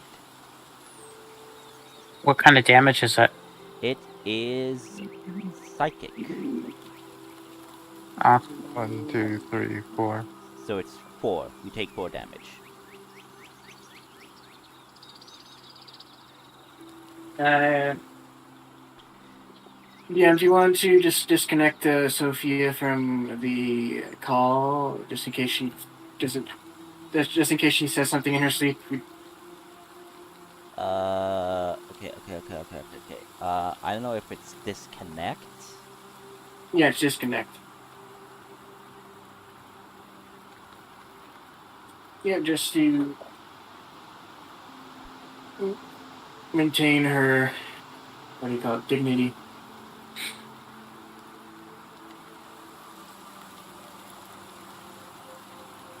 I don't think she's awake, so it's not worth. That Being or here she's over and over away again. and she's doing something. I don't know. No, I think I heard her snoring. But I didn't hear anything, so regardless. But yeah, you take that damage as you're holding it. Do you keep on holding the crystal or do you let it go, Ortis? This is passing through my garment, right? It is not you are not. Okay. Are you wearing gloves? Are you wearing gauntlets of some sort? Or are you just using your bare hands? We're wearing gauntlets. Okay, so you are protected. I Okay. want gauntlets. So Actually, I have one. So you grab it Yeah. and whatnot. You take the damage from touching it, removing it from its containment, but you don't feel anything else. What is this thing?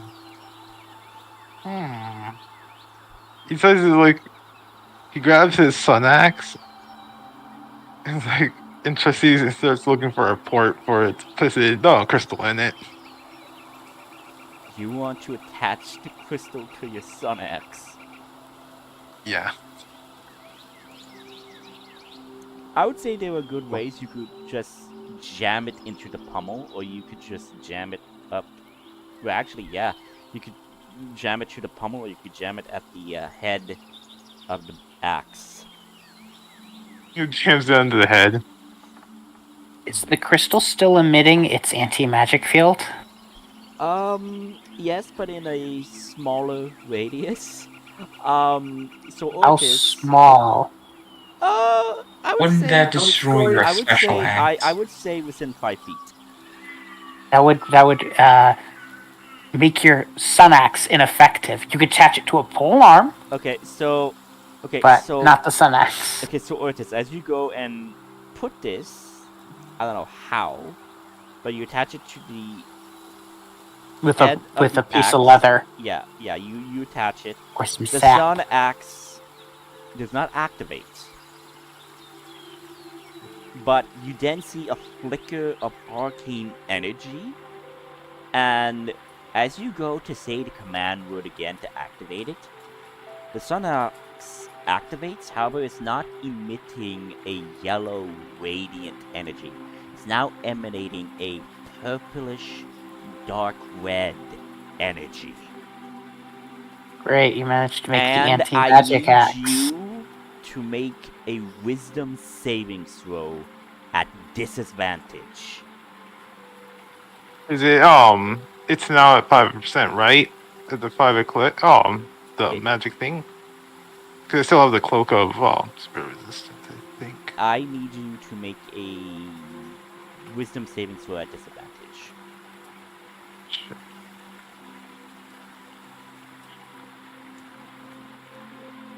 Is this considered a spell cast against me? Nope. No. You're in a poisonous magic field. Ooh. A very bad poisonous magic field. Okay, so as you are holding it, as this energy is emitting, everyone sees this now, but the energy is now flowing from the axe all the way to Ortis's body. As you see, his veins are emitting this energy. You see his eyes are now glowing with this reddish purplish energy. As you now see him basically begin to change now, you see that he is grown a foot taller. His mouth and teeth are becoming more razor sharp. He's becoming more feral, more beast-like, monstrous-like. You are now in a mindless rage. Everything you see, you attack. And I'm thinking that's where we're gonna end the session. Okay. I didn't hear that last part, but What? sorry. What did you say happened after Otis put? The gem? Yeah, the gem.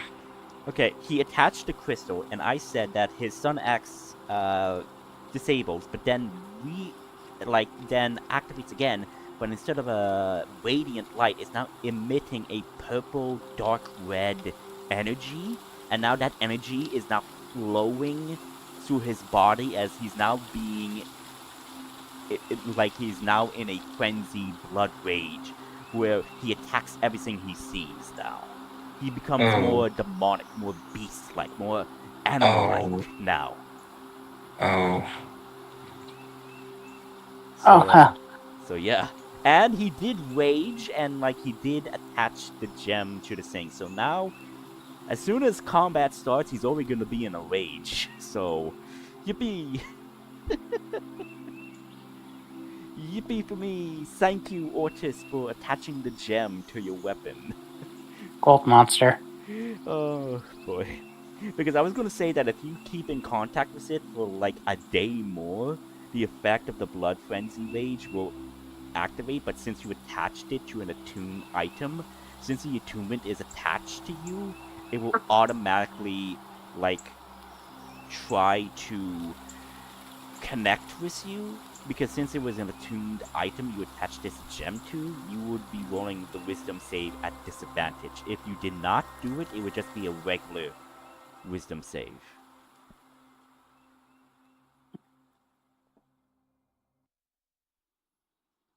But yeah, Okay. that's where we're gonna end the session. I hope you guys enjoyed the session. I knew there was not a lot of combats, but I hope you enjoyed the session regardless. Yeah, it's fun. So I'll see you guys next session, and hopefully, Python and Sophia will be there, and I hope Sophia does not fall asleep. Yeah, it is late for them. Yeah. I think. Well, yeah. Yeah. Somewhere around Well- there. But yeah. So I'll catch you guys later. Fortis, I hope you roll really low to next 2 weeks. So I'm just gonna hold monster you. Don't you mean hold person? Reckon. Nope, I don't have hold person. I have hold monster, and hold monster is a Same. creature, so it takes a person as well. Oh boy, Humanoid. this is gonna be fun. Could cast a high level sleep and see if that puts him out. Maybe.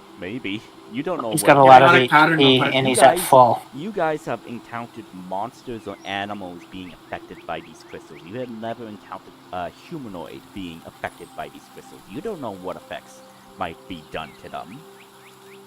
Well, Yeah, I'm I just have gonna- hypnotic pattern. I can disable him. Well, with that in mind, I bid you guys farewell. Alright. Okay. Good night. Yeah, good night. See you guys.